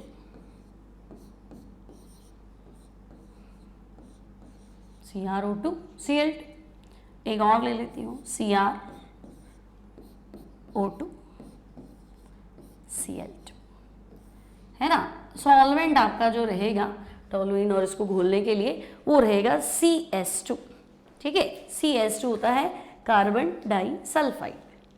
अब होगा क्या, तो बस अब आपको बनाना है एक कॉम्प्लेक्स, है ना। देखो ये H जो है ये OH बना लेगा, और यहाँ से जो H है ये OH बन जाएगा। तो अगर ये O अपना एक बॉन्ड बना लेगा तो ये बॉन्ड टूट जाएगा, और ये भी एक बॉन्ड बना लेगा इधर तो ये टूट जाएगा। तो ये टूटेगा तभी तो क्रोमियम जो है इससे कनेक्ट होने वाला है। ठीक है, तो अब तुम्हें बताना है कि भाई देखो टोलुइन तो हमारा यूं का यूं है, CH, 2 हाइड्रोजन इसके पे गए, एक Cr को मिला CrCl2, O2 में एक O तो सही है, एक O जो है OH में बदल गया, फिर दूसरा ये रहा, इसमें भी एक O तो ठीक है, एक OH में बदल गया, और Cl और Cl। बस अगले स्टेप में इसका हाइड्रोलिसिस कर दो बच्चों। अब क्या करना है, तो देखो अब क्या करना है, तो आप एक तो इस बॉन्ड को स्प्लिट करो, ये भी स्प्लिट करो, यहाँ से जाएगा वाटर, OH और H, तो यहाँ से तो गया वाटर। अब वाटर जैसे ही चला गया, मान लो इसका OH चला गया तो CrOCl2 है, यहाँ से भी क्या है CrOCl2, और ये बॉन्ड फ्री है इसका। ठीक है, तो अब आपको क्या करना है, 2 CrOCl2 तो बाहर आ गए, है ना। वैसे भी ये आपका ऑक्सिक कारक था, क्रोमाइल क्लोराइड CrO2Cl2, शॉर्ट में ये लिखना है CrO2Cl2। मान लो आपसे ऐसे नहीं बनाना है तो आप ये लिख दो, और इसकी जगह लिख दो बेंजल्डिहाइड क्रोमाइल क्लोराइड कॉम्प्लेक्स। मान लो इतनी बड़ी रिएक्शन नहीं हो रही है तो ये लिखो, इसकी जगह ये शॉर्ट में लिखो, और यहाँ थियरी में लिख दो benzaldehyde chromyl chloride complex, Hindi में संकुल। अब हुआ क्या, तो देखो CrOCl2 बाहर हो गया। ठीक है, वाटर तो वाटर भी बाहर आ गया, और आपके पास रह गया बेंजिलिडीन 2 वैलेंसी के साथ, है ना, और यहाँ से ऑक्सीजन तो CHO। तो टोलुइन को बेंजल्डिहाइड में बदलना with the help of chromyl chloride, इसे हम बोलते हैं क्या, इटार्ड रिएक्शन। ठीक है, सिंपल है, आगे बढ़े। नेक्स्ट है हेल-वोलार्ड-जिलेंस्की रिएक्शन। अब शॉर्ट नोट मतलब थोड़ी थियरी भी लिखनी है, तो बच्चे हेल-वोलार्ड-जिलेंस्की रिएक्शन कार्बोक्सिलिक एसिड की रिएक्शन है, लेकिन ऐसे कार्बोक्सिलिक एसिड जिनमें अल्फा हाइड्रोजन है, alpha hydrogen carbon next to functional group, तो कार्बोक्सिलिक एसिड होता है COH, COH का पड़ोसी कार्बन अल्फा कार्बन, और उससे कनेक्टेड हाइड्रोजन अल्फा हाइड्रोजन।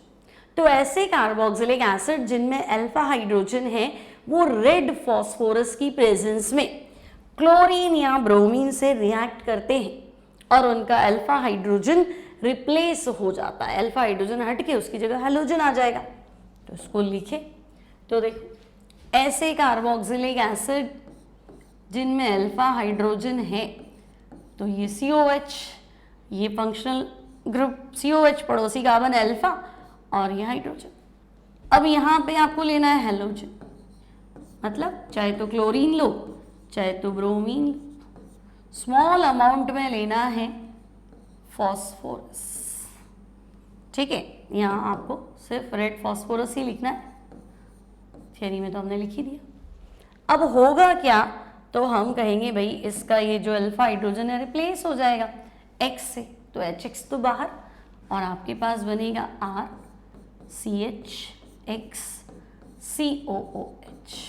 बस मेन प्रोडक्ट ही लिखना है, साइड में HX लिखने की जरूरत है नहीं, अल्फा हेलो कार्बोक्सिलिक एसिड।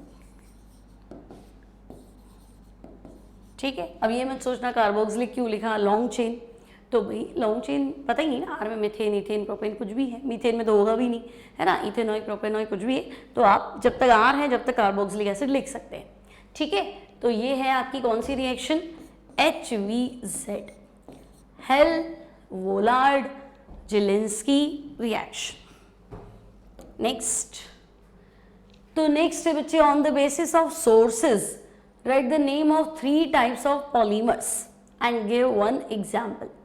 ठीक है, तो सोर्सेज मतलब ओरिजिन सोर्सेज, आपको बहुलक मिला तो है लेकिन वो कहाँ से मिला है, तो हम कहेंगे डायरेक्ट नेचर से मिला है तो नेचुरल, या फिर हमने बनाया है तो सिंथेटिक, और कुछ नेचुरल है और हमने थोड़ा बहुत केमिकल मॉडिफिकेशन किया है, मतलब प्रकृति से मिला है, प्राकृतिक स्रोत से मिला है, थोड़ा बहुत हमने रासायनिक परिवर्तन किया है तो सेमी सिंथेटिक, अर्ध संश्लेषित।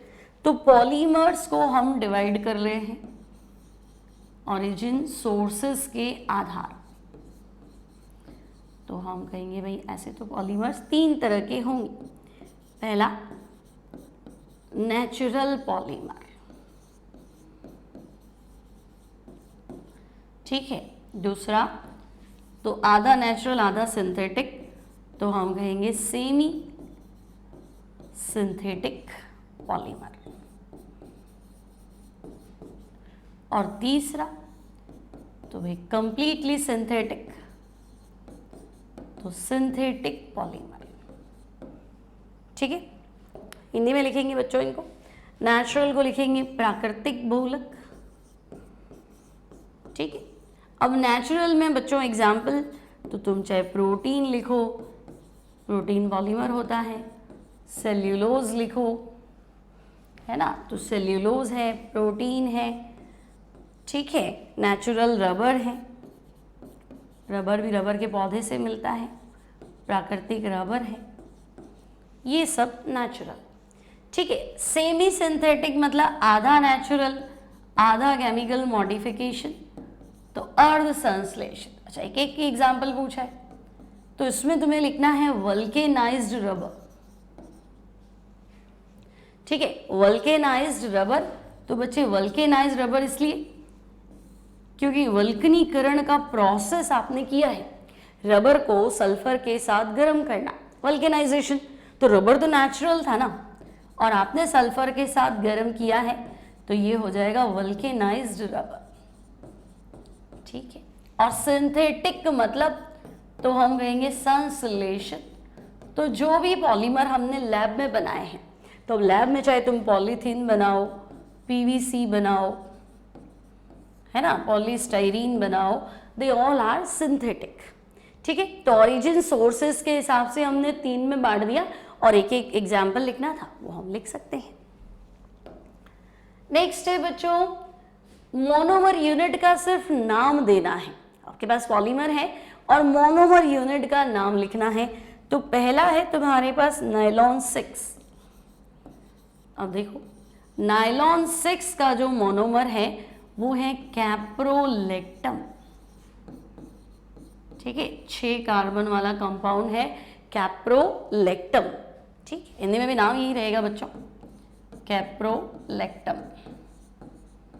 ठीक है, क्या होता है, तो भाई कैप्रोलेक्टम जो है NH, और यहां लिख दो C double bond O। Total 6 carbon वाला साइक्लिक अमाइड है। 1 2 3 4, 1 2 3 4 5 और 6, ठीक है। इसको बोलेंगे कैप्रोलैक्टम। तुम जाओ तो ऐसे लिख दो, C डबल बॉन्ड हो NH CH2 कितने हो गए 4 5 और एक और ले लो CH2, ठीक है। इसको हम बोलेंगे बच्चों कैप्रोलैक्टम। अब ऐसे लिखो चाहे वैसे लिखो, एक ही बात है। देन है टेफ्लॉन। तो टेफ्लॉन टेट्राफ्लोरोइथीन, तो इसका जो मोनोमर बनेगा ना, मतलब टेफ्लॉन होता है पॉली टेट्राफ्लोरोइथीन, तो इसका मोनोमर है TFE, TFE टेट्राफ्लोरोइथीन, ये F है, ठीक है, टेट्राफ्लोरोइथीन। देन बच्चों नियोप्रिन। तो नियोप्रिन का जो मोनोमर है वो है क्लोरोप्रिन, है ना। कोई पूछे नियोप्रिन तो इसका मोनोमर है क्लोरोप्रिन, 2 क्लोरो 1 3 ब्यूटाडाइईन, ठीक है। नियोप्रिन का मोनोमर है क्लोरोप्रिन, फॉर्मूला है 2 क्लोरो 1 3 ब्यूटाडाइईन। तो बस 2 पे क्लोरो लगा दो, 1 3 ब्यूटाडाइईन, 2 क्लोरो 1 3 ब्यूटाडाइईन को आपको पढ़ना है क्लोरोप्रिन। और क्लोरोप्रिन का पॉलीमराइजेशन करोगे तो तुम्हारा आंसर है नियोप्रिन, ठीक है। आफ्टर दैट बच्चों right the names of 3 categories of synthetic detergent and give one example of each. अब देखो 3 तरह के डिटर्जेंट होते हैं अपमार्जक, एक तो होता है साबुन, दूसरा होता है डिटर्जेंट अपमार्जक। तो 3 तरह के डिटर्जेंट है। एक जिसका पानी में घुलने वाला हिस्सा प्लस है तो धन आयनिक कैटायनिक डिटर्जेंट, तो हम कहेंगे ठीक है भाई। एक तो है हमारे पास कैटायनिक डिटर्जेंट, ठीक है, हिंदी में लिखेंगे धन आयनिक अपमार्जक। दूसरा वो होता है बच्चे जिसका पानी में घुलने वाला हिस्सा नेगेटिव होता है, एनायनिक डिटर्जेंट, तो हम कहेंगे ऋण आयनिक अपमार्जक, ठीक है, एनायनिक डिटर्जेंट, ठीक है। और तीसरा होता है बच्चों नॉन आयनिक, मतलब वो पानी में घुलता है क्योंकि बिना डिटर्जेंट तो आप काम कैसे करोगे, लेकिन वो घुलता है हाइड्रोजन बॉन्ड की वजह से, तो उसे हम पढ़ते हैं नॉन आयनिक डिटर्जेंट।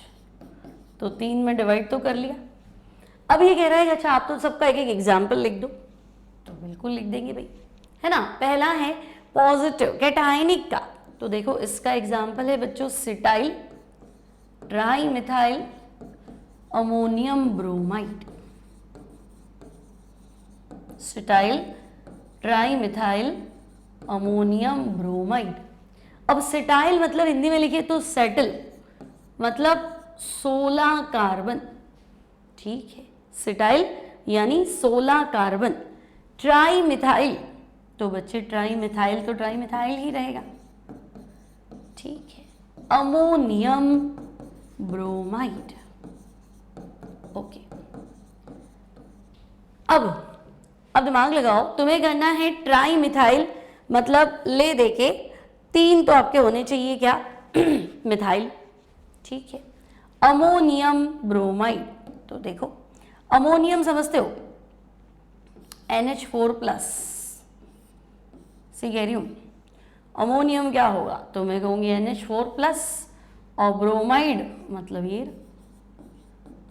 तो जल में विलय हिस्सा ये प्लस वाला होता होगा। अब ये कह रहा है ट्राई मिथाइल, तो 3 मिथाइल लगाने में तो क्या ही टेंशन है, 3 मिथाइल तो हम लगा देंगे, इसमें तो कोई टेंशन नहीं। ना बच्चों सिटाइल मतलब 16 कार्बन, तो देखो CH3 फिर CH2 15 बार, चलो तो ठीक है ना, 16 कार्बन क्या हो गया सिटाइल, ठीक है। ट्राई मिथाइल बना दो tri methyl ammonium bromide. Then है बच्चों एनायनिक डिटर्जेंट का एग्जाम्पल, तो तुम्हें लिखना है डो डेसिल मतलब 12 कार्बन, डो मतलब 2, डेसिल मतलब 10, डो डेसिल। आगे लिखना है सोडियम, सॉरी सोडियम सॉल्ट होता है, सबसे पहले लिखेंगे सोडियम डोडेसिल बेंजीन सल्फोनेट। तो ये तो तुम खुद ही लिख दोगे, सोडियम डोडेसिल बेंजीन सल्फोनेट। ठीक है, अब सुनो, बेंजीन सल्फोनेट, तो बेंजीन बना दो। सल्फोनेट मतलब सल्फोनिक एसिड से आया है। सल्फोनिक एसिड क्या होता है? SO3H, H हटा दो, सल्फोनेट। सोडियम मतलब SO3। अब बच्चे डोडेसिल, लंबी श्रृंखला तो होनी ही चाहिए ना, डिटर्जेंट है, तो टोटल कार्बन 12 चाहिए ना, तो ये 11 इधर और 1 इधर। तो ध्यान से देखो, नजर आ रहा है? सोडियम नजर आ रहा है तो हम कहेंगे हाँ, है ना, डोडेसिल, तो बिल्कुल, तो सोडियम डोडेसिल बेंजीन सल्फोनेट। ठीक है, अब आता है तुम्हारे पास तीसरा कैटेगरी, और वो है नॉन आयनिक डिटर्जेंट। तो बच्चे नॉन आयनिक डिटर्जेंट में तुम्हें लिखना है लंबी श्रृंखला वाले, long chain containing polyethylene glycol, polyethylene glycol. ठीक है, मतलब आप स्टीरिक एसिड ले लो, तो बच्चे जैसे साबुन में स्टीरिक एसिड क्या होता है? तो हम कहेंगे C17H35 COO। ठीक है, तो लॉन्ग चेन कंटेनिंग, लंबी श्रृंखला वाले पॉलीइथाइलीन ग्लाइकॉल। और इनकी रिएक्शन आपको करानी है, स्टीरिक एसिड, पामिटिक एसिड, कुछ भी हो सकता है। ठीक है, तो हम कहेंगे 17 कार्बन वाला ले लें। अब पॉलीइथाइलीन ग्लाइकॉल, तो बच्चे इथाइलीन क्या होता है? इथाइलीन क्या होता है? तो हम कहेंगे CH2CH2। और ग्लाइकॉल क्या होता है? OH। तो देखो क्या हो गया होगा, वाटर तो निकल गया होगा, तो बाकी तो कनेक्शन करना है, तो बस बाकी कनेक्शन कर दो। तो हम कहेंगे CH2O लिख देती हूँ, पॉलीइथाइलीन ग्लाइकॉल कह रहा है तो। ठीक है, और बाकी बस CH2OH। अब इसमें जो काम करेगा ना लंबी श्रृंखला, वो आपकी ये करेगी। ठीक है, और बाकी पॉलीइथाइलीन ग्लाइकॉल तो आप कनेक्ट कर दो उसको डायरेक्ट।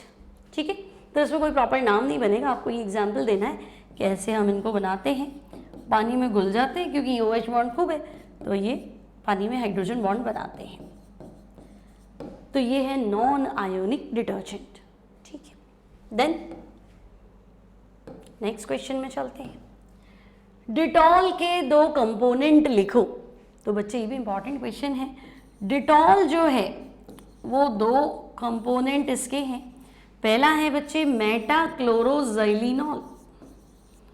डिटॉल है ना, एक्चुअली कोई एक नाम नहीं है, इसमें 2 मिक्सचर है, 2 कंपाउंड का मिक्सचर है। पहला है मेटाक्लोरोजाइलिनॉल। ठीक है भाई, अब ये मेटाक्लोरोजाइलिनॉल क्या है? और दूसरा है टर्पिनियोल। तो टर्पिनियोल क्या है? तो बच्चे मेटाक्लोरोजाइलिनॉल, तो जाइलिन बना दो, मेटाजाइलिन, तो ये बेंजीन। बेंजीन पे 2 मिथाइल को जाइलिन बोलते हैं, है ना, बेंजीन पे 2 मिथाइल है तो जाइलिन बोलते हैं। 2 OH होते तो रिसोर्सिनॉल बोलते, एक मैथिल होता है, एक OH होता है तो क्रिसॉल बोलते। फिलहाल दोनों मैथिल है तो ये। ठीक है, फिर मेटाक्लोरो, इनके बीच में क्लोरो लगा लो, और जाइलिनॉल तो ऑल लगा दो, तो मेटाक्लोरोजाइलिनॉल।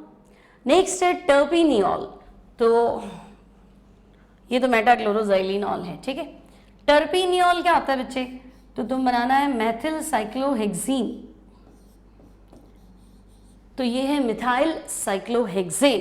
मैं कह रही हूँ साइक्लोहेक्सीन, लो बना दो मिथाइल साइक्लोहेक्सीन।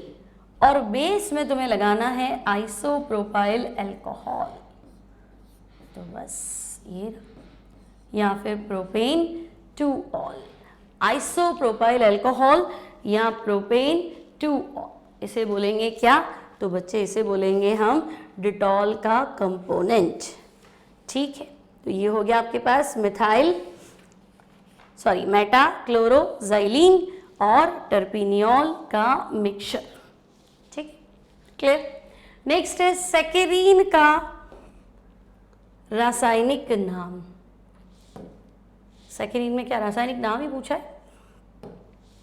सेकेरिन का रासायनिक नाम, हम स्ट्रक्चर भी बना लेते हैं। तो बच्चे सेकेरिन है आर्टिफिशियल स्वीटनर, शुगर से 550 गुना ज़्यादा मीठा होता है सेकेरिन, और इसका केमिकल नेम है ऑर्थोसल्फो बेंजोइक इमाइड। ऑर्थोसल्फो बेंजोइक इमाइड, स्ट्रक्चर भी बना लो। तो देखो इमाइड मतलब अमाइड बनाओ बेंजीन पे, C डबल बॉन्ड ONH, और सल्फो मतलब SO2। ठीक है, तो ऑर्थो सल्फो बेंजोइक इमाइड को हम बोलते हैं बच्चे सेकेरीन। सिंपल है, आगे बढ़ जाए। ठीक है, नेक्स्ट है Mg+2 Mg का स्टैंडर्ड इलेक्ट्रोड पोटेंशियल आप कैसे निकालेंगे, और उसके बाद है गैल्वेनिक सेल। तो मुझे बताओ Mg+2 Mg, आपको एक फॉर्मूला अच्छे से याद है, E0 cell equals to E0 oxidation plus E0 reduction. तो मुझे ये बोल रहा है कि आप तो खाली E0 Mg+2 Mg निकाल दो। तो बच्चे अगर मैं क्या करूँ, सिंगल इलेक्ट्रोड पोटेंशियल निकालने के लिए हम शी का प्रयोग करते थे, स्टैंडर्ड हाइड्रोजन इलेक्ट्रोड। तो अगर मैं Mg+2 Mg को हाइड्रोजन इलेक्ट्रोड के साथ कनेक्ट कर दूं, है ना, तो ये Mg तो ज़्यादा रिएक्टिव है, इसका तो ऑक्सीडेशन ही होगा। ठीक है, और इसके साथ मैं क्या बना दूं, शी, तो शी पे रिडक्शन हो जाएगा। तो ले दे के मेरे पास ये चीज़ आ जाएगी E0 Mg Mg+2, है ना, और रिडक्शन पे क्या होगा, तो हम कहेंगे शी। और बाकी हमें क्लियर है कि भाई E0 शी जो होता है उसका वैल्यू तो 0 होता है। ठीक है, तो अगर E0 शी 0 है तो हमारे पास फॉर्मूला आ जाएगा। तो तुम्हें लगेगा आपके पास तो Mg Mg+2 आया, हमें तो उल्टा चाहिए, तो उल्टा चाहिए तो साइन चेंज कर दो, है ना, पॉजिटिव की जगह नेगेटिव कर दो, आंसर आ जाएगा। ठीक है, लैंग्वेज में कैसे लिखेंगे, तो देखो single electrode potential Mg Mg+2 find करने के लिए हम इसे शी से जोड़कर एक सेल बनाते हैं। सेल इज लाइक दिस, है ना, H+H2, क्योंकि शी पे जब रिडक्शन होता है तो H+ किस पे बदलता है, H2। उस H2 को एब्जॉर्ब करता है काला प्लैटिनम, प्लैटिनम ब्लैक से कोटेड होता है। ठीक, अब हम पोटेंशियोमीटर से क्या करते हैं, E0 सेल निकाल देते हैं। अब फाइनली जो आएगा बच्चों, है ना, वो क्या आएगा, तो हमने आगे लिख ही दिया था कि E0 H+H तो ये होता ही है। इसके बाद तो E0 सेल इक्वल्स टू जो आपने पीछे लिखा है वो लिख देना, बस आपका आंसर बन जाएगा। ठीक है, और E0 तुम्हें ये चाहिए E0 Mg+2 Mg, तो बच्चे जो E सेल आया उसका साइन नेगेटिव कर देना। ये बाद में लिखना, वो पहले लिखना, क्योंकि थियरी पहले बतानी पड़ेगी। क्लियर?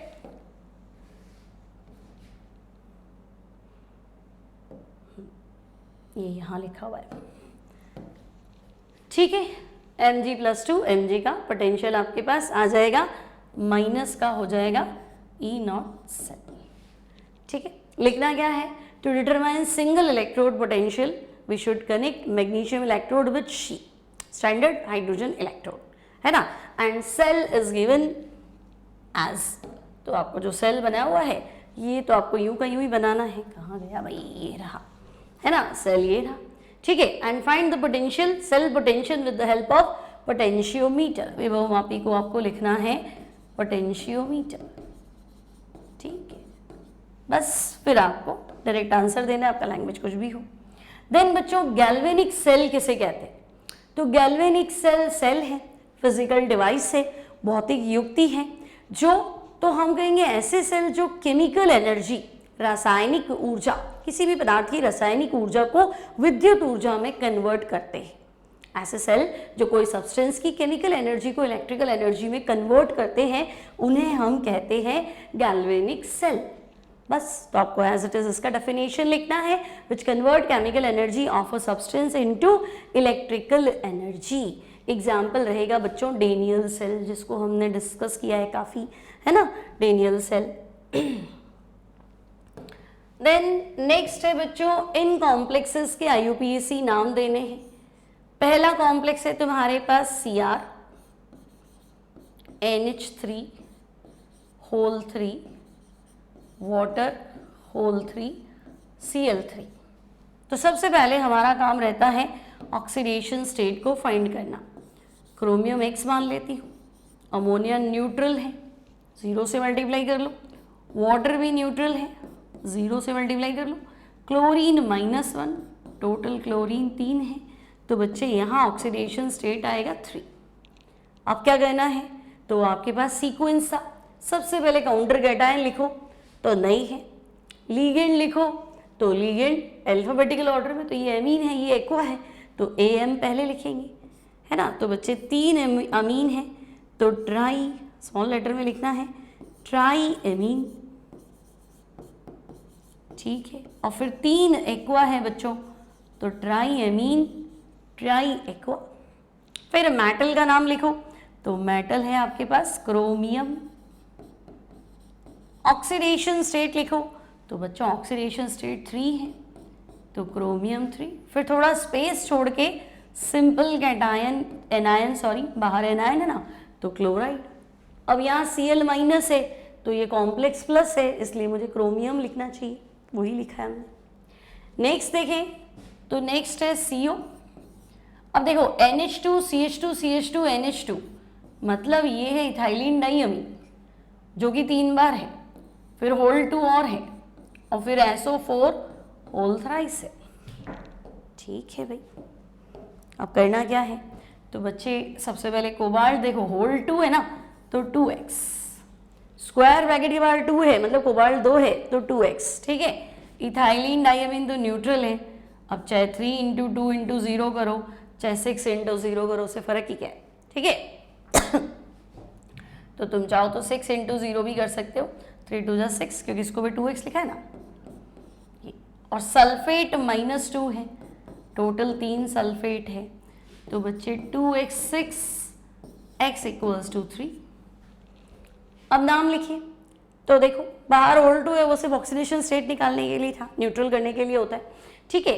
अब हमारे पास है सबसे पहले लीगेंड इथाइलिन डाइअमीन, लेकिन या इथेन 1,2 डाइअमीन ऐसे लिख सकते हैं, लेकिन वो 3 बार है, तो अगर लीगेंड में पहले से ही डाई ट्राई टर्म्स यूज होती है तो हम उसके आगे बस ट्रिस यूज करते हैं।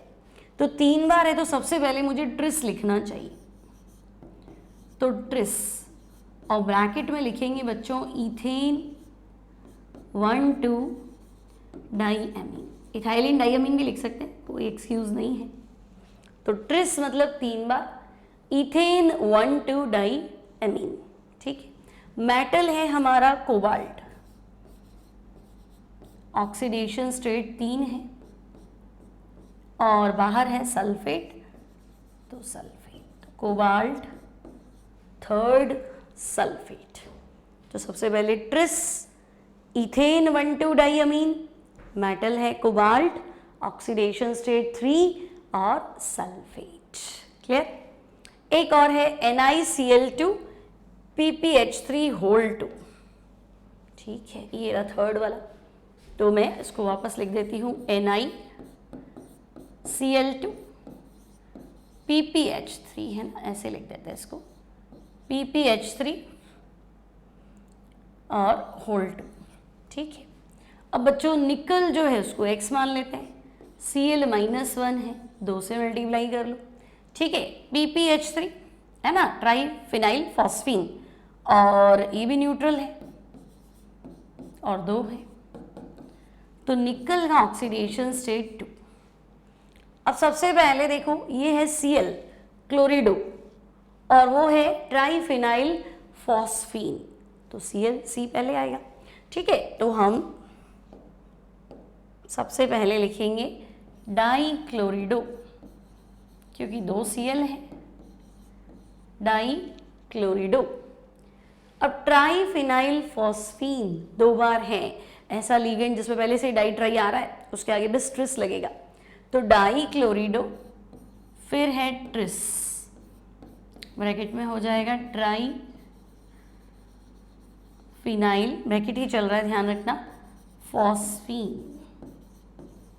ठीक है, ट्रिस मतलब 3 बार कौन है, ट्राइफेनाइल फॉस्फीन। मेटल नेम, तो बच्चे मेटल आपका निकल, और ऑक्सीडेशन स्टेट जो है वो है सेकेंड। तो dichlorido tris triphenyl phosphine nickel, oxidation state second. फटाफट आगे बढ़ते हैं। नेक्स्ट है आपके पास write the chemical equation to prepare aniline from nitrobenzene. तो बच्चे तुम्हारे पास नाइट्रोबेंजीन है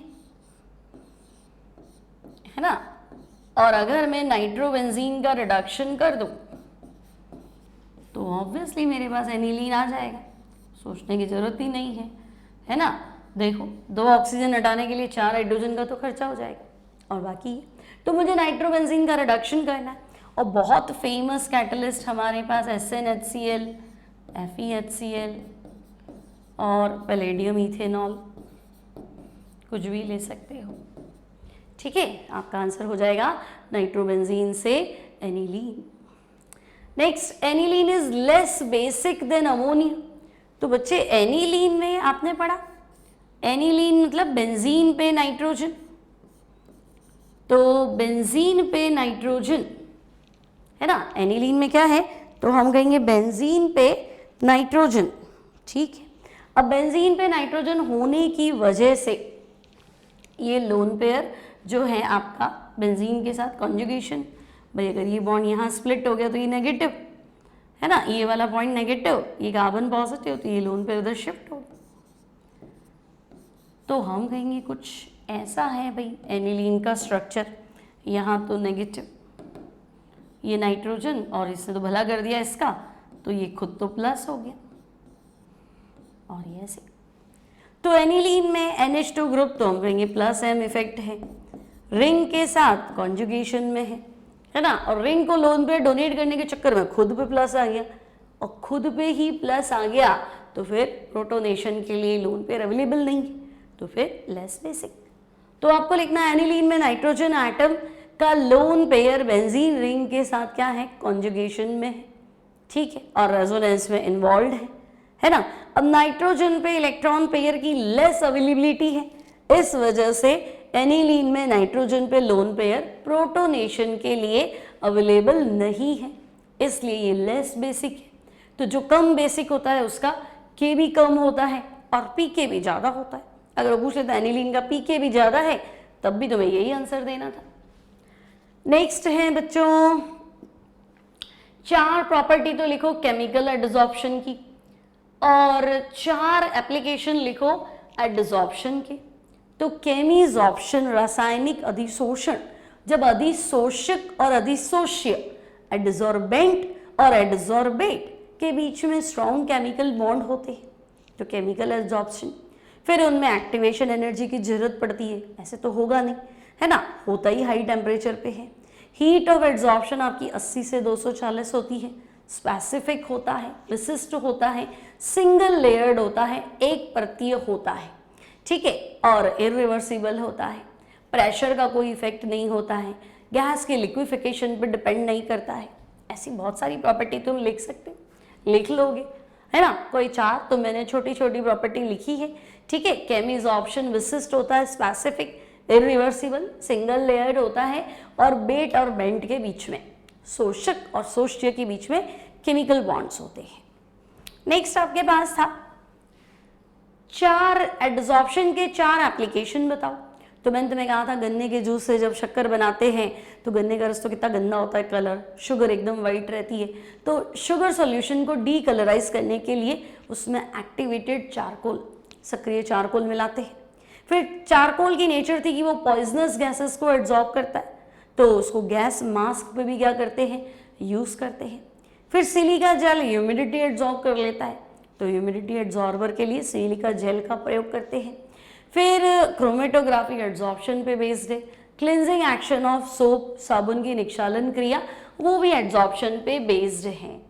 मैडम लिखवा दो, बस यही प्रॉब्लम रहता है सबका, तो लिखा हुआ है देख लो, है ना। जो 4 पॉइंट मैंने बताए हैं, सिलिका जेल ह्यूमिडिटी रिमूव करता है, इसलिए उससे ह्यूमिडिटी रिमूव करने के लिए एक्टिवेटेड चारकोल शुगर सॉल्यूशन को डीकलराइज करने के लिए क्रोमेटोग्राफी एडजॉर्प्शन पे बेस्ड है, ठीक है। और एनिमल चारकोल का यूज करते हैं। एनिमल चारकोल पॉइजनस गैसेस को क्या करता है, एडजॉर्ब करता है। थोड़ा बहुत तो लिख लो।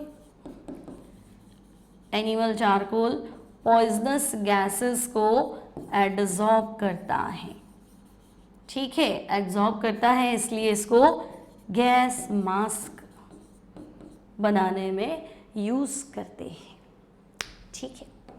और क्या चॉइस वाला क्वेश्चन भी देख लेते। कहाँ गया हमारा क्वेश्चन? चॉइस में क्या पूछा है, लायोफिलिक और लायोफोबिक में 4 अंतर बता दो और इमल्शन के 4 यूजेस बता दो।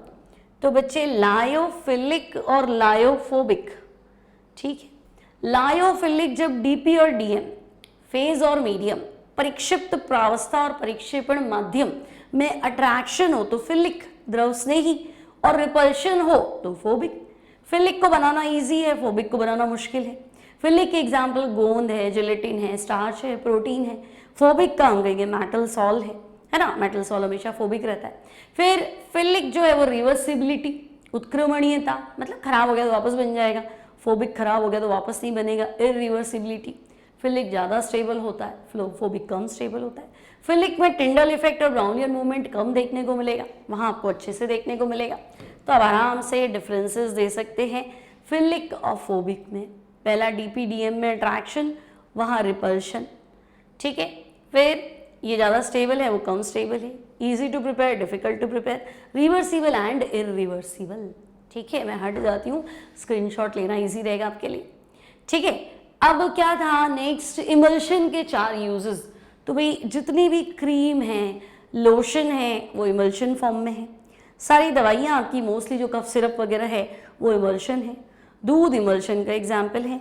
झाग प्लवन विधि, फ्रोथ फ्लोटेशन मेथड के अंदर तेल और जल तेल इमल्शन बनाते हैं, ऑयल इन वाटर इमल्शन बनाते हैं, ठीक है। तो वो भी इमल्शन के कॉन्सेप्ट पे बेस्ड है।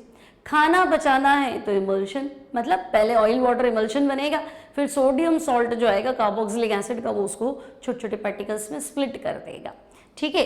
तो ये सारा आपको डिफरेंसेस लिखना है ना। सारे cream, lotion, toothpaste emulsion form में है। फ्रोथ फ्लोटेशन इमल्शन में है। डाइजेशन इमल्सिफिकेशन पे बेस्ड है। कफ सिरप इमल्शन फॉर्म में मिलती है। नेक्स्ट है बच्चों, SN1 और SN2 में 4 अंतर बताओ, ठीक है भाई।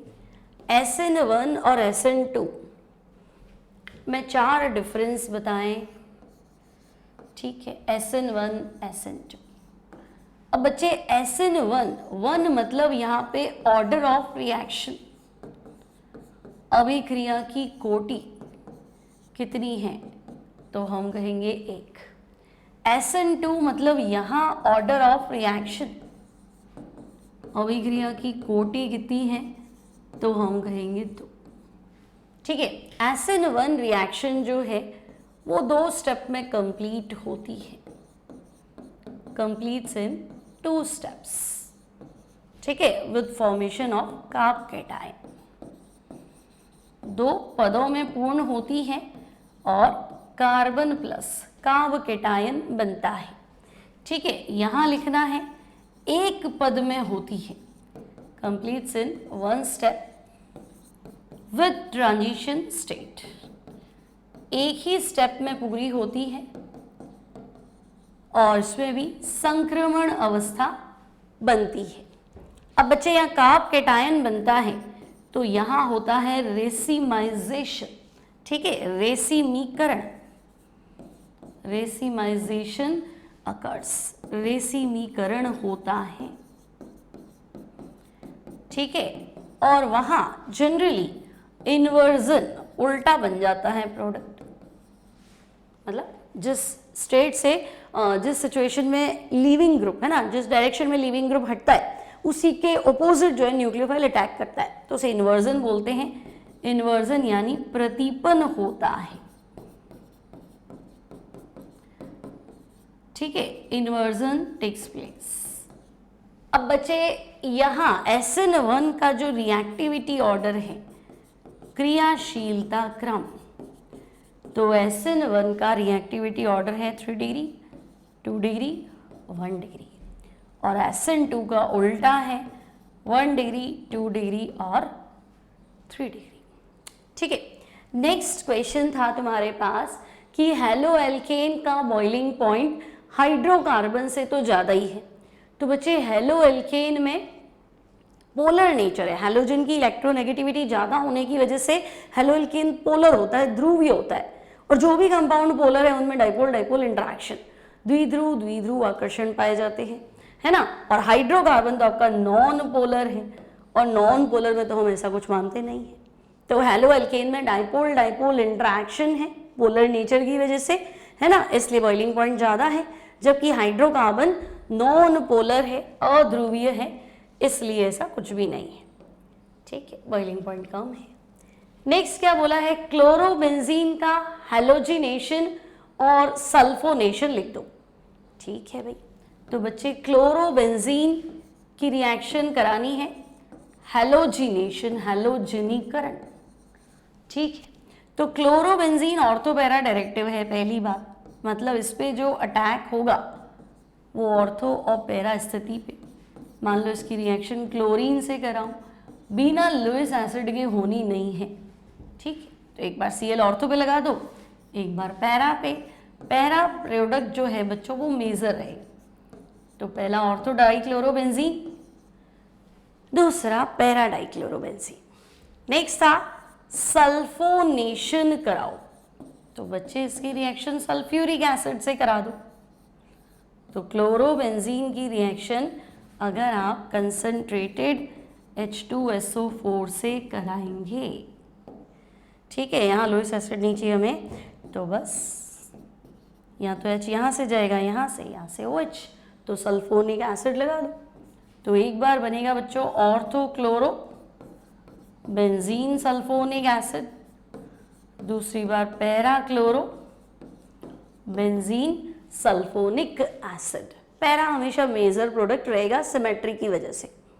और last but not least important question है ये भी, क्या पूछा है आपसे, DDT का IUPAC नेम और DDT का फॉर्मूला बनाओ।